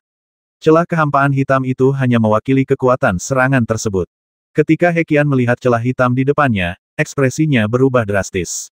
Dengan suara boom, tubuhnya yang besar terlempar ke belakang. Sudah berapa lama baru 3 tahun lebih sedikit. Kenapa? Saat ia terbang mundur, He Qian merasa ngeri. Ia tahu ia dalam masalah. Di atas awan putih yang jauh, para ahli manusia, naga, dan istana setan langit menyaksikan pertempuran dari jauh. Qin Yun tidak bergabung dengan Zhu ke-8 ketika mereka melihat ketiganya berpisah. Dengan Qin Yun menyerbu ke arah raksasa gunung sendirian, para dewa terkejut. Guru leluhur Zhang sebelumnya mengatakan bahwa Qin Yun mampu memastikan keselamatannya dari ibel jahat misterius itu beberapa tahun yang lalu. Bahkan jika dia menjadi lebih kuat, dia seharusnya setara dengan Zhu ke-8 yang bereinkarnasi sebagai makhluk abadi. Zhu ke-8 tidak mampu menahan ibel jahat itu, jadi mengapa Qin Yun menyerang sendirian? Banyak ahli jiwa esensi yang bingung. Kaisar manusia, leluhur Zhang, dan Patriark Zhu tidak berkata sepatah kata pun. Mereka hanya mengerutkan kening. Ini karena mereka percaya bahwa Qin Yun dan Zhu ke-8 akan bergabung untuk menahan ibel jahat misterius itu. Namun, mereka akhirnya melihat. Meskipun ibel jahat misterius itu telah mengejek, dengan suara gemuruhnya bergema di seluruh dunia, Qin Yun telah terbang tanpa sepatah kata pun, melepaskan pedang terbang intrinsiknya. Pedangnya menyerang. Itu membelah kehampaan. Ibel jahat yang misterius itu terpental mundur. Ini, Void Rift para makhluk abadi tercengang dan gembira. Bagus sekali. Mata kaisar manusia berkilat terkejut. Ia mengepalkan tinjunya dan tak kuasa menahan diri untuk berkata, Saudara Zhang, Qin Yun ini lebih kuat dari yang kau gambarkan. Mata leluhur Master Zhang berbinar saat ia menatap ke kejauhan. Ia berkata dengan agak bersemangat, dao pedang Qin Yun bahkan lebih kuat daripada 3 tahun lalu. Meskipun relatif mudah untuk meningkatkannya setelah langkah awal dalam dao, tetap saja mengesankan baginya untuk mencapai terobosan seperti itu hanya dalam beberapa tahun. Sayang sekali, ia berkultivasi dalam garis keturunan pedang abadi. Mustahil baginya untuk memadatkan jiwa esensi. Jika dia berhasil memadatkan jiwa esensi, dia tidak akan bisa berpartisipasi dalam operasi seperti ini. Karena dia adalah seorang pendekar pedang abadi, dia bisa melawan kejahatan di dunia ini, kata kaisar manusia sambil mendesah. Dia juga akan menerima pahala besar jika berhasil. Mungkin, dia bisa memadatkan cahaya pahala. Memangnya kenapa kalau dia punya cahaya kebajikan? Master leluhur Zhang menggelengkan kepalanya. Untuk menjadi seorang abadi kebajikan, seseorang membutuhkan pahala yang sangat besar untuk mendapatkan cahaya kebajikan. Kaisar manusia, kau telah menekan bencana besar, tetapi bahkan kau masih jauh dari memiliki cahaya kebajikan, yang menghalangimu untuk menjadi seorang abadi kebajikan. Masih terlalu sulit bagi Qin Yun untuk mencapai kehidupan abadi. Kaisar manusia mengangguk sedikit. Sudah sangat sulit untuk menjadi seorang Sky Immortal. Namun faktanya, merit immortal bahkan lebih langka. Para dewa abadi merit tidak mengalami kesengsaraan. Meskipun kekuatan mereka cenderung lebih lemah, mereka juga dapat hidup abadi dan tanpa beban. Banyak ahli juga enggan menjadi musuh para dewa abadi merit. Mereka lebih suka berteman. Para dewa abadi merit memiliki efek memastikan cahaya takdir menyinari faksi manapun tempat mereka berada. Meskipun mereka lebih lemah, mereka memiliki koneksi di seluruh dunia. Mereka jauh lebih berpengaruh daripada dewa langit pada umumnya. Tentu saja, banyak kultivator di dunia Great Chang belum pernah mendengar tentang merit immortals. Memang, terlalu sulit baginya untuk mencapai kehidupan abadi. Kaisar manusia mendesah. Dengan bakatnya, dia mungkin bisa menjadi dewa langit lainnya jika dia tidak berkultivasi dalam garis keturunan dewa pedang. Leluhur Master Zhang menggelengkan kepalanya pelan. Saat mengobrol dengan kaisar manusia, keduanya merasa kasihan meskipun mereka adalah eksistensi yang berdiri di puncak dunia. Sementara itu, Hong Lingtong dan Zhu ke-8 berusaha sekuat tenaga untuk memecahkan formasi susunan. Mereka juga mengawasi pertempuran Yun Qin dengan ibel jahat misterius. Apa, dia bahkan lebih kuat dari kita para makhluk abadi yang bereinkarnasi. Hong Lingtong dan Zhu ke-8 terkagum-kagum tetapi mereka juga merasa sedikit kesal. Mereka takjub karena ada peluang untuk menang. Mereka merasa kesal karena telah berkultivasi dalam waktu yang sangat lama. Meskipun mereka adalah reinkarnasi dari para dewa, mereka tetap dikalahkan oleh Qin Yun. Hal ini membuat mereka merasa campur aduk. Lagi, raungan marah terdengar dari formasi susunan di tengah kabut hitam yang mengepul. He Qian meraung sambil menerjang maju sekali lagi. Kali ini, ia mengerahkan seluruh kekuatan formasi susunan untuk menekan Qin Yun. Membasmi. Qin Yun berdiri di udara saat ia menggunakan kinesis pedang untuk mengendalikan pedang terbang intrinsiknya. Pedang terbang intrinsik bagaikan hujan kabut, terbang anggun di angkasa, meninggalkan jejak bayangan samar di belakangnya. He Qian menyerang dengan telapak batu raksasanya untuk menangkis, tetapi pedang terbang itu berhasil menghindarinya, menyebabkan serangan telapak tangan terus-menerus meleset. Ini terlalu cepat dan tak terduga, He Qian panik. Dari segi wilayah kekuasaannya, Qin Yun memang lebih kuat daripada 3 tahun lalu. Wilayah kekuasaan daunnya kini membentang 30 km. Pedang terbang intrinsiknya telah meningkat dari tingkat pertama ke tingkat transenden, membuatnya lebih cepat dan lebih kuat. Dia telah meningkat dalam setiap aspek. Adapun He Qian, sang Fin Celestial dari alam lain, yang dimilikinya hanyalah tubuh segunung yang berada di puncak level manusia. Meskipun memiliki alam yang sangat tinggi, ia tampak terlalu canggung dengan tubuh barunya. Puah puah puah. Pedang terbang itu merobek tubuh He Qian yang seperti gunung, meninggalkan retakan yang dalam dan sejumlah besar puing beterbangan keluar. Aku dikuasai olehnya meskipun dibantu oleh formasi susunan pengalaman tempur He Qian juga sangat kaya. Ia langsung menyadari perbedaan di antara mereka. Aku tidak bisa mengalahkannya, tapi yang perlu kulakukan hanyalah mengulur waktu sebaik mungkin. Aku tidak akan mati dengan bantuan formasi susunan. Meskipun puing-puing berulang kali teriris dari tubuh He Qian yang seperti gunung, luka-luka itu tidak terlalu memengaruhinya. Puing-puing itu dengan cepat terbang kembali dan menyatu dengan tubuhnya. Mereka sangat cepat dalam memecahkan susunan tersebut. He Qian memberi perintah dengan pikirannya saat harta dharma miliknya, roda harta karun matahari dan segel gunung berat, terbang terpisah. Masing-masing menyerang Hong Lingtong dan Su ke-8. Ia telah meminjam 2 harta dharma kelas 1 dari Sekte Leluhur Bur. Dengan kekuatannya, ia bisa terus melawan Qin Yun dalam jarak dekat sambil mengendalikan sepenuhnya kedua harta dharma kelas 1 tersebut. Jika lebih dari itu, ia tidak akan mampu mengerahkan kekuatan penuhnya. Harta karun dharma ketika Qin Yun melihat ini dari luar formasi, ia langsung melambaikan tangannya. 6 gelang kosmik di pergelangan tangan kirinya pun melayang keluar. Wus, wus, wus. 6 gelang kosmik terpecah, 3 terbang ke Hong Lingtong dan 3 lainnya terbang ke Su ke-8. Bam, bam, bam. Saat dalam perjalanan, 6 gelang kosmik secara terpisah mencegat roda harta karun matahari dan segel gunung berat. Bagaimanapun, itu adalah set harta karun luminous yang lengkap. Meskipun tidak sekuat pedang terbang intrinsik Qin Yun, ia mampu dengan mudah menahan 2 harta dharma. Sepertinya serangan pedang terbang biasa tidak dapat mengalahkan ibel jahat ini. Sambil mengendalikan gelang kosmik, Qin Yun tak henti-hentinya menyerang. Ia langsung melancarkan jurus pedang terbang terkuatnya, perpisahan yang menyedihkan. Merobek, pedang terbang itu melesat melintasi langit bak penjahit yang lincah, membelah langit dengan mudah. Pedang itu meninggalkan celah hitam yang panjang. Pada saat yang sama, pedang terbang intrinsiknya menebas telapak batu raksasa He Qian. Pedang itu menembus telapak tangannya tanpa suara sebelum menusuk tubuhnya. Sebuah ledakan menggema dari tempat ia terhantam saat telapak batu itu meledak. Banyak puing beterbangan dari tubuh He Qian yang bergunung-gunung. He Qian tersandung saat mundur dan menjadi bingung. Kekuatan serangan ini terlalu kuat.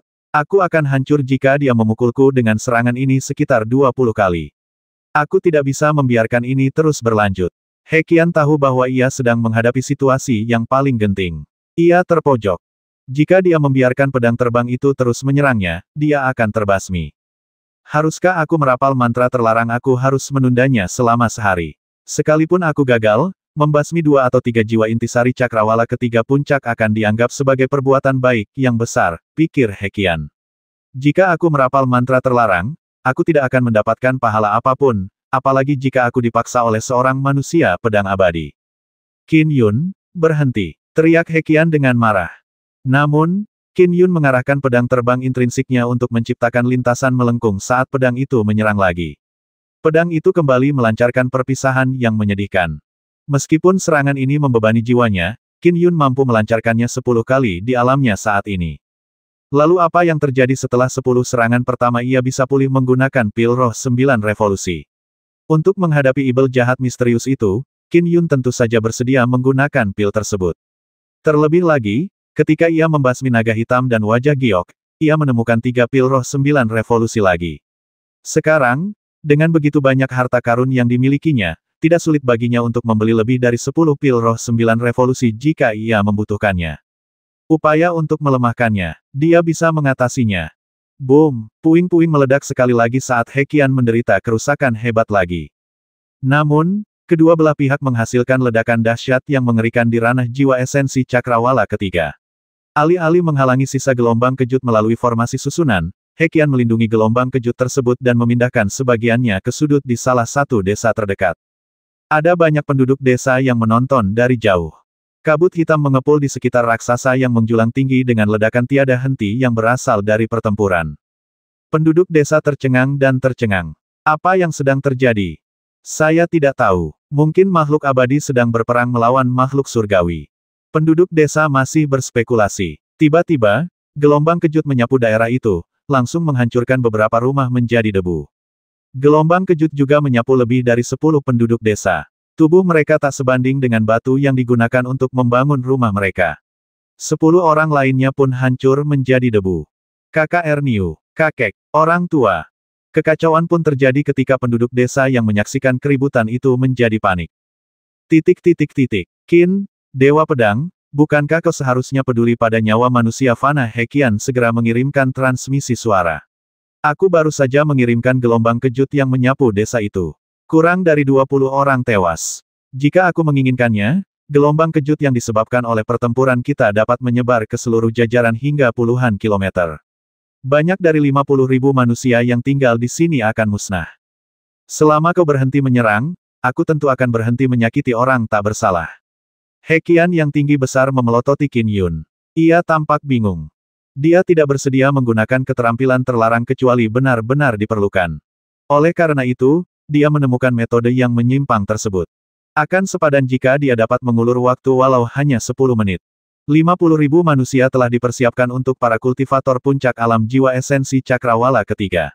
Akan sia-sia jika ia mengorbankan mereka untuk menghentikan seorang pendekar pedang fana seperti Qin Yun.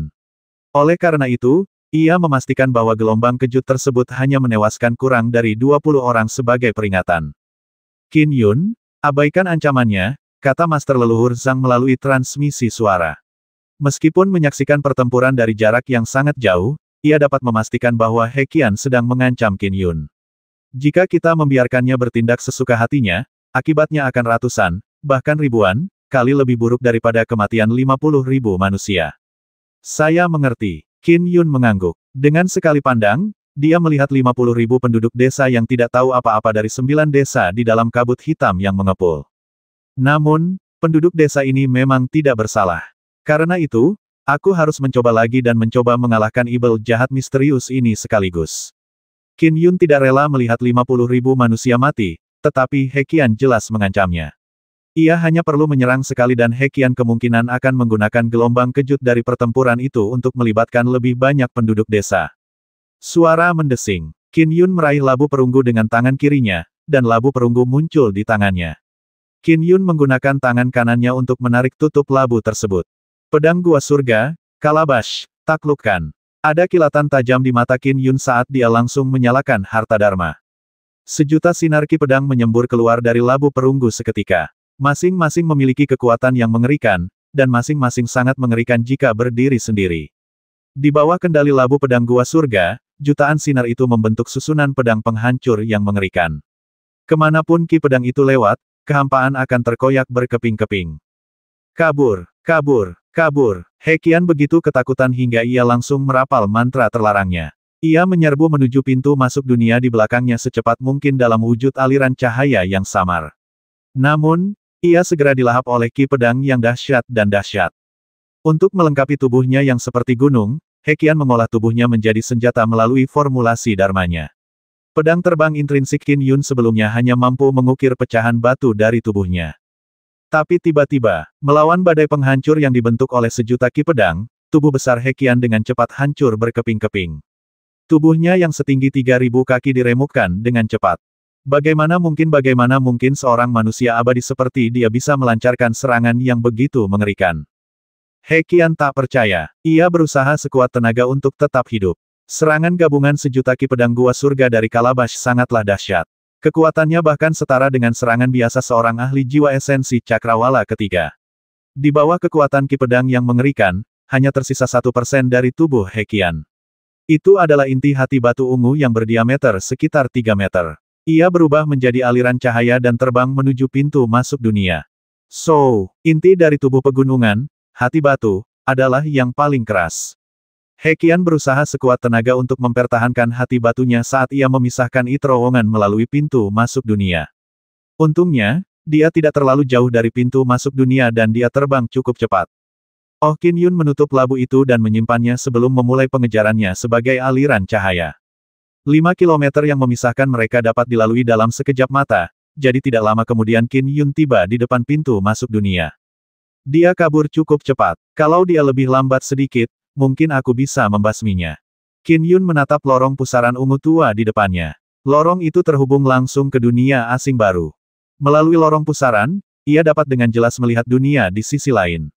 Dunia itu luas, dan di dunia itu, hati batu ungu telah berubah menjadi He Qian berjubah ungu. Ia menghadap ke arah dunia Great Chang sambil memelototi Qin Yun melalui lorong pusaran. Pada saat itu, kedua belah pihak hanya saling menatap melalui lorong pusaran itu. Qin Yun, semua persiapanku hancur karenamu. Tunggu dan lihat saja. Mata He Qian dipenuhi amarah dan kegilaan. He Qian tiba-tiba merasakan sesuatu saat dia menoleh untuk melihat ke arah lain sebelum buru-buru membungkuk, Raja Chanfu. Qin Yun melihat sosok Fin Celestial berbalut baju zirah bertanduk dua melengkung muncul. Tubuhnya gempal dan hanya bagian atas tubuhnya yang nyaris tak terlihat. Fin Celestial alam lain bernama Monarch Chanfu memandang Qin Yun melalui lorong pusaran dari kejauhan. Tatapannya dingin dan acuh tak acuh. Tatapannya tampak tanpa emosi, tetapi justru memancarkan aura destruktif. Satu-satunya tujuan keberadaannya tampaknya adalah untuk menghancurkan. Jantung Qin Yun berdebar kencang. Ibel langit alam lain yang telah mati di Istana Naga Langit kuno mirip dengan Raja Chanfu.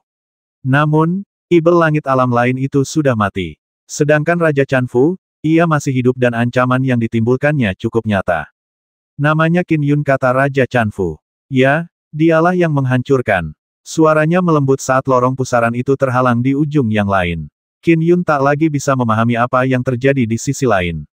Wus, wus, wus. Banyak tokoh yang terbang mendekat. Para dewa abadi yang jauh, termasuk dua dewa abadi yang bereinkarnasi, bergegas mendekat. Tanpa pengendali, formasi susunan ini jauh lebih mudah ditembus. Hong Lingtong terbang ke sisinya dan berkata sambil tersenyum, keberuntungan kita tidak seburuk itu. Hampir semua 50.000 manusia masih hidup, semua berkat serangan telak Qin Yun.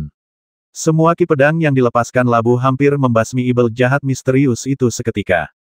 Qin Yun, harta dharma apa yang dimiliki labu itu mengapa begitu kuat? Su ke-8 tak kuasa menahan diri untuk bertanya. Ia merasa takjub bahwa seorang manusia abadi dengan pedang memiliki labu yang bisa melepaskan kekuatan yang mendekati puncak alam jiwa esensi cakrawala ketiga. Harta dharma ini bahkan lebih kuat dari pedang terbang intrinsikmu. Banyak makhluk abadi yang terbang di atas tak kuasa menahan diri untuk berkomentar. Serangan terakhir dari pedang labu gua surga membuat mereka tercengang. Sebaliknya, Qin Yun menatap ke arah Master Leluhur Zhang. Haha, Qin Yun mendapatkan harta dharma ini dariku, kata guru leluhur Zhang sambil tersenyum.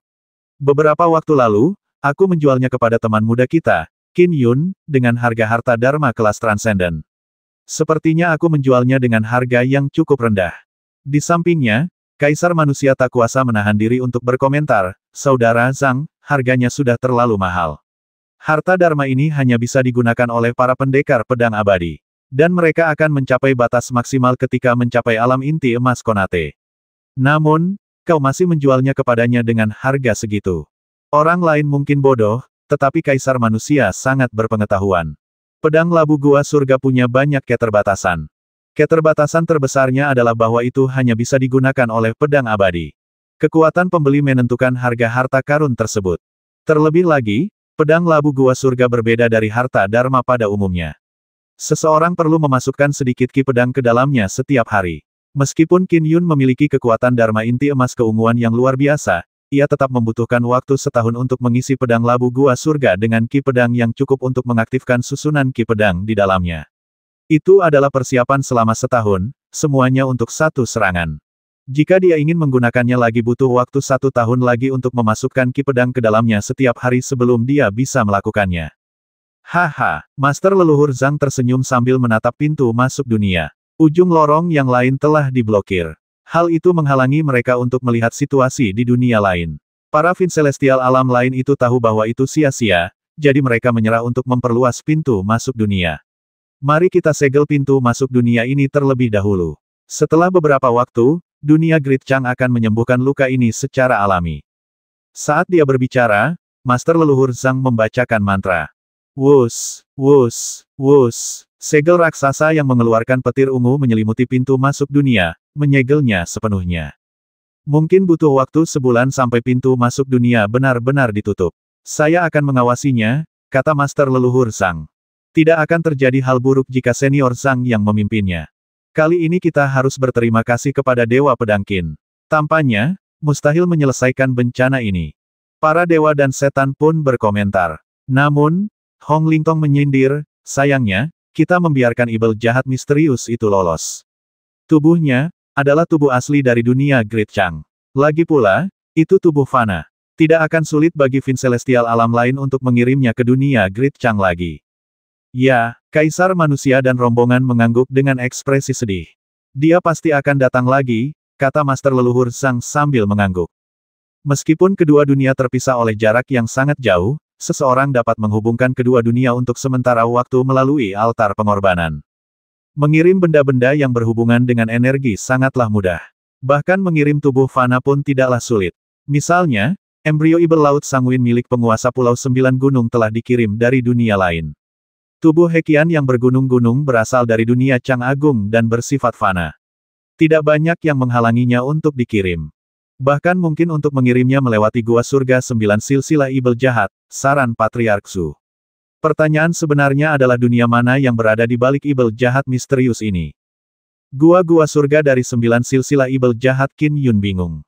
Kaisar Manusia berkata sambil tersenyum, masing-masing sarang 9 silsilah ibel jahat memiliki gua surga. Gua surga ini dilengkapi dengan formasi susunan yang terus-menerus menghubungkan mereka ke dunia lain. Mereka dapat mengandalkan kekuatan dunia lain untuk berkultivasi. Meskipun orang-orang menyebut mereka 9 silsilah ibel jahat, para Fin Celestial alam lain yang mendukung 9 silsilah ibel jahat semuanya berasal dari dunia yang berbeda. Bagi kami, mereka semua adalah Fin Celestial alam lain, tambah Master Leluhur Zhang.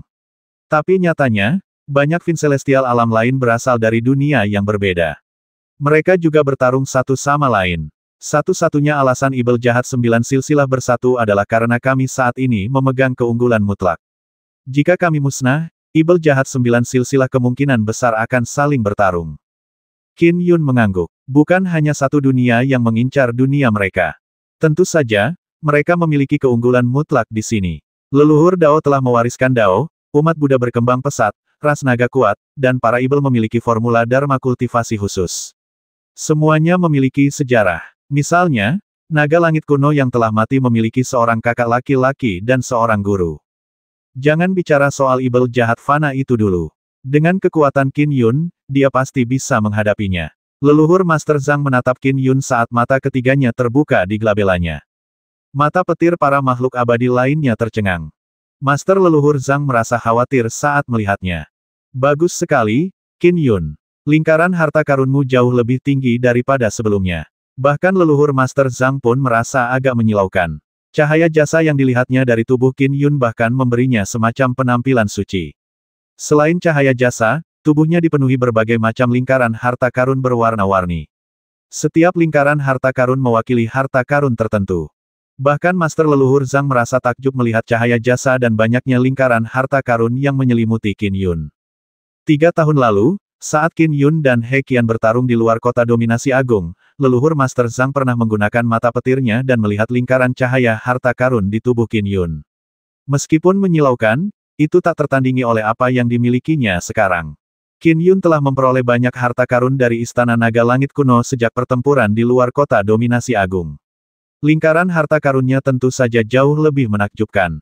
Qin Yun, apakah kamu pernah ke Istana Naga Langit Kuno lagi? Master Leluhur Zhang mengirim transmisi suara kepada Qin Yun. Ya, aku sudah melakukannya. Qin Yun tidak berbohong. Hati Master Leluhur Zhang tergerak saat dia segera menekan transmisi suara. Apakah kau mendapatkan sisa mayat Vin Celestial alam lain itu? Senior, saya beruntung. Mayat Vin Celestial alam lain ada di kompleks istana bagian dalam Istana Naga Langit Kuno, jadi saya berkesempatan mendapatkannya, jawab Qin Yun melalui transmisi suara. Ia merasa cukup beruntung saat mengingatnya. Untungnya, ia baru bertemu dengan mayat Vin Celestial itu setelah ia melangkah ke Dao. Jika itu terjadi sebelum ia melangkah ke Dao, ia pasti sudah dibasmi oleh cacing hati Ibel. Barangkali, monster Ibel yang dihasilkan oleh mayat Vin Celestial alam lain bahkan cukup untuk melenyapkannya sebelum ia melangkah ke Dao. Tentu saja, keberuntungan bukan satu-satunya faktor. Naga Langit Kuno telah membuat pengaturan sebelum kematiannya. Mereka yang mampu bertahan dari berbagai rintangan dalam perjalanan menuju mayat Vin Celestial dari alam lain pasti memiliki kekuatan yang cukup untuk bertahan dari bahaya yang ditimbulkan oleh mayat itu sendiri. Kau mendapatkannya. Master Leluhur Zhang sangat gembira. Ia segera mengirimkan transmisi suara. Kau harus menjual mayat Vin Celestial alam lain itu kepadaku. Aku tidak akan berbohong padamu. Mayat itu adalah mayat Skyfin. Baiklah, jawab Qin Yun melalui transmisi suara. Kalau begitu kita sepakat. Jangan menjualnya kepada siapapun, tegas Master Leluhur Zhang melalui transmisi suara. Tetaplah di sini saat yang lain pergi. Senior Zhang, tenang saja, jawab Qin Yun melalui transmisi suara. Dan pada saat itu, orang lain mengirimkan transmisi suara kepada Qin Yun. Qin Yun, aku perhatikan bahwa 6 gelang hitam yang kau gunakan untuk menghadapi Ibel jahat misterius itu adalah harta karun Numinous.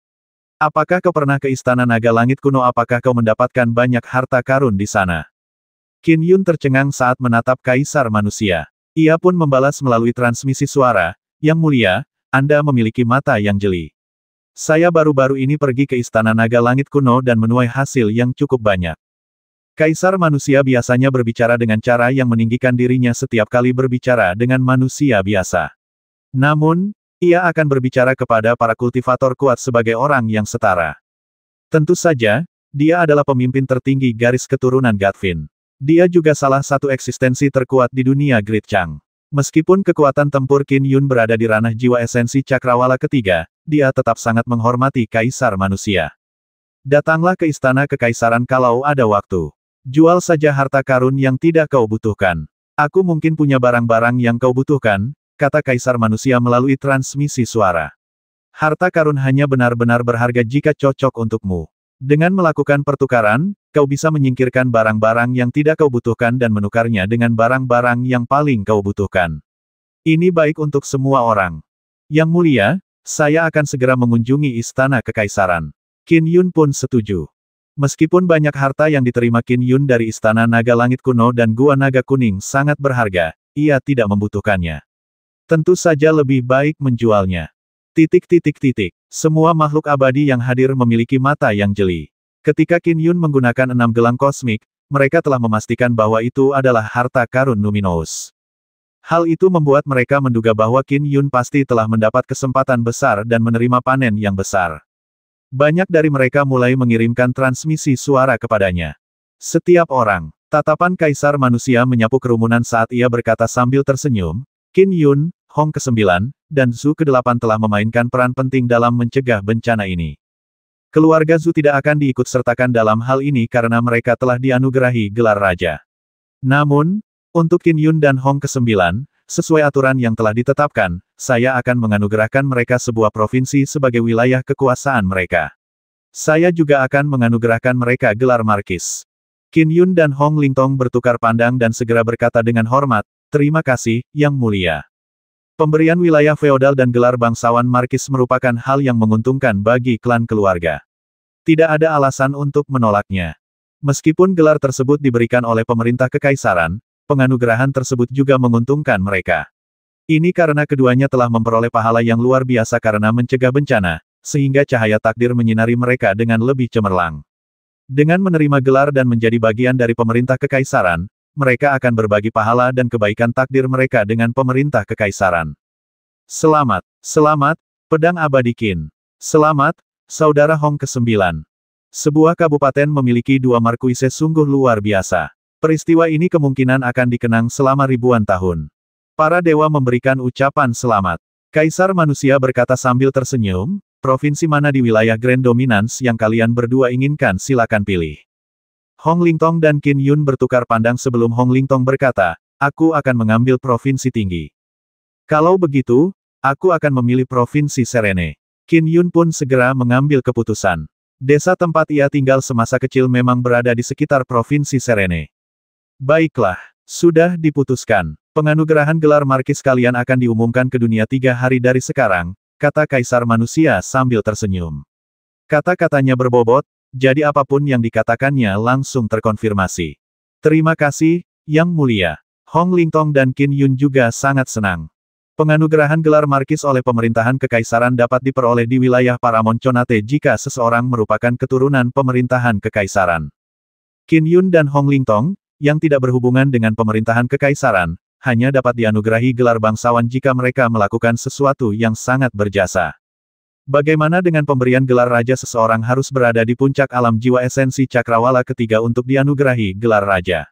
Ini juga merupakan cara bagi pemerintah kekaisaran untuk menunjukkan dukungannya kepada keberadaan semacam itu. Karena Kaisar Manusia harus meredam bencana besar, garis keturunan Gatvin tidak mampu menghadapi eksistensi di puncak alam jiwa esensi cakrawala ketiga tampaknya. Wajar saja jika mereka berteman. Mengenai penganugerahan wilayah kekuasaan tersebut akan menjadi milik mereka selama pemiliknya, seperti Qin Yun atau Patriarki, masih hidup. Jika mereka meninggal dan tidak ada kultivator kuat yang dapat mewarisinya, klan keluarga akan kehilangan kendali atas wilayah tersebut. Akibatnya, pemerintah kekaisaran akan mengambilnya kembali. Saudara Zhang, aku serahkan sisanya padamu, kata Kaisar Manusia sambil tersenyum. Kami tidak akan mengganggumu lagi. Senior Zhang, kami mengucapkan selamat tinggal. Senior Zhang, selamat tinggal. Orang-orang pergi satu per satu. Kaisar Manusia menatap Qin Yun dan berkata, Qin Yun, ikutlah denganku. Ada yang ingin kubicarakan denganmu secara pribadi. Ketika orang-orang mulai pergi, Hong Lingtong berkata sambil tersenyum ketika melihat situasi tersebut, Saudara Qin Yun, saya pergi dulu. Qin Yun mengangguk. Setelah itu, Qin Yun dan Kaisar Manusia pergi dengan menunggang awan. Kaisar Manusia memandang Qin Yun dan berkata sambil tersenyum, kalian sudah menikah lebih dari 1 dekade, tetapi kalian berdua masih belum punya anak. Qin Yun terkejut dan mengangguk tak berdaya. Ya, konon katanya semakin kuat seseorang, semakin sulit punya anak. Sepertinya tidak ada solusinya. Aku sudah mencapai alam Dewa Langit. Apa kau pikir aku tidak bisa punya anak? Tanya Kaisar Manusia sambil tertawa. Qin Yun sedikit terkejut. Itu benar, ada lebih dari 20 pangeran dan putri. Terlebih lagi, kebanyakan dari mereka lahir setelah Kaisar Manusia naik tahta. Kaisar Manusia adalah Dewa Langit. Jauh lebih sulit baginya untuk melahirkan anak dibandingkan dengan Qin Yun. Namun, dia mampu menghasilkan begitu banyak keturunan. Ada seni mistik, kata Kaisar Manusia sambil tersenyum. Dulu, tidak mudah bagiku untuk mendapatkan seni mistik ini. Bahkan sekarang, hanya kurang dari 5 orang di dunia Cang Agung ini yang mengetahui seni mistik ini. Setelah berkata demikian, Kaisar Manusia membalikkan tangannya dan sebuah buklet tipis muncul. Ia menyerahkannya kepada Qin Yun. Aku akan memberikan ini kepadamu.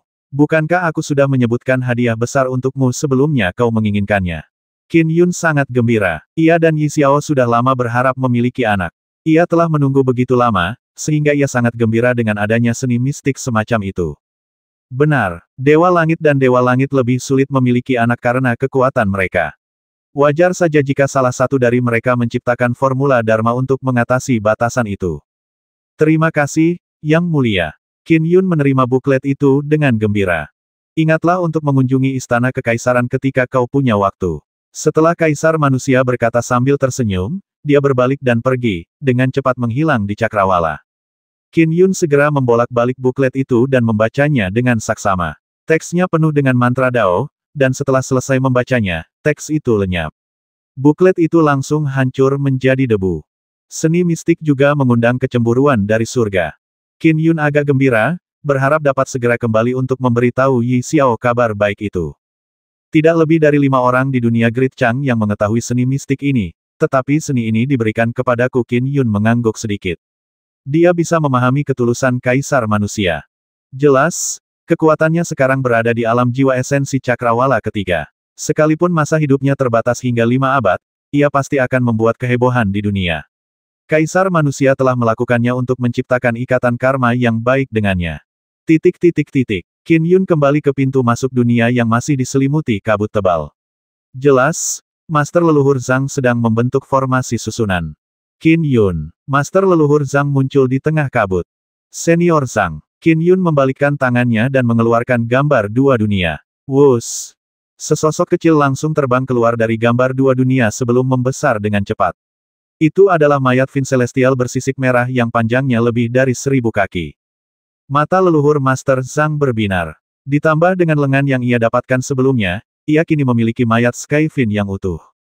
Satu-satunya hal di Istana Naga Langit kuno yang menarik perhatian leluhur Master Zhang adalah mayat Skyfin. Lalu sisanya ia tidak peduli. Ia bahkan tidak peduli dengan harta karun Numinous gelang kosmik. Di levelnya, harta karun Numinous biasa tidak meningkatkan kekuatannya sama sekali. Hanya barang yang cocoklah yang terbaik. Aku telah menemukan banyak peluang dalam kultivasiku sejauh ini. Aku punya banyak harta karun yang bisa kalian pilih dengan bebas. Aku akan menganggap mayat Skyfin ini sebagai harta karun Numinous. Master Leluhur Zhang tersenyum sambil melambaikan tangannya. Seketika, harta karun dengan berbagai warna muncul. Dalam hal peluang, Master Leluhur Zhang memiliki lebih banyak daripada Qin Yun.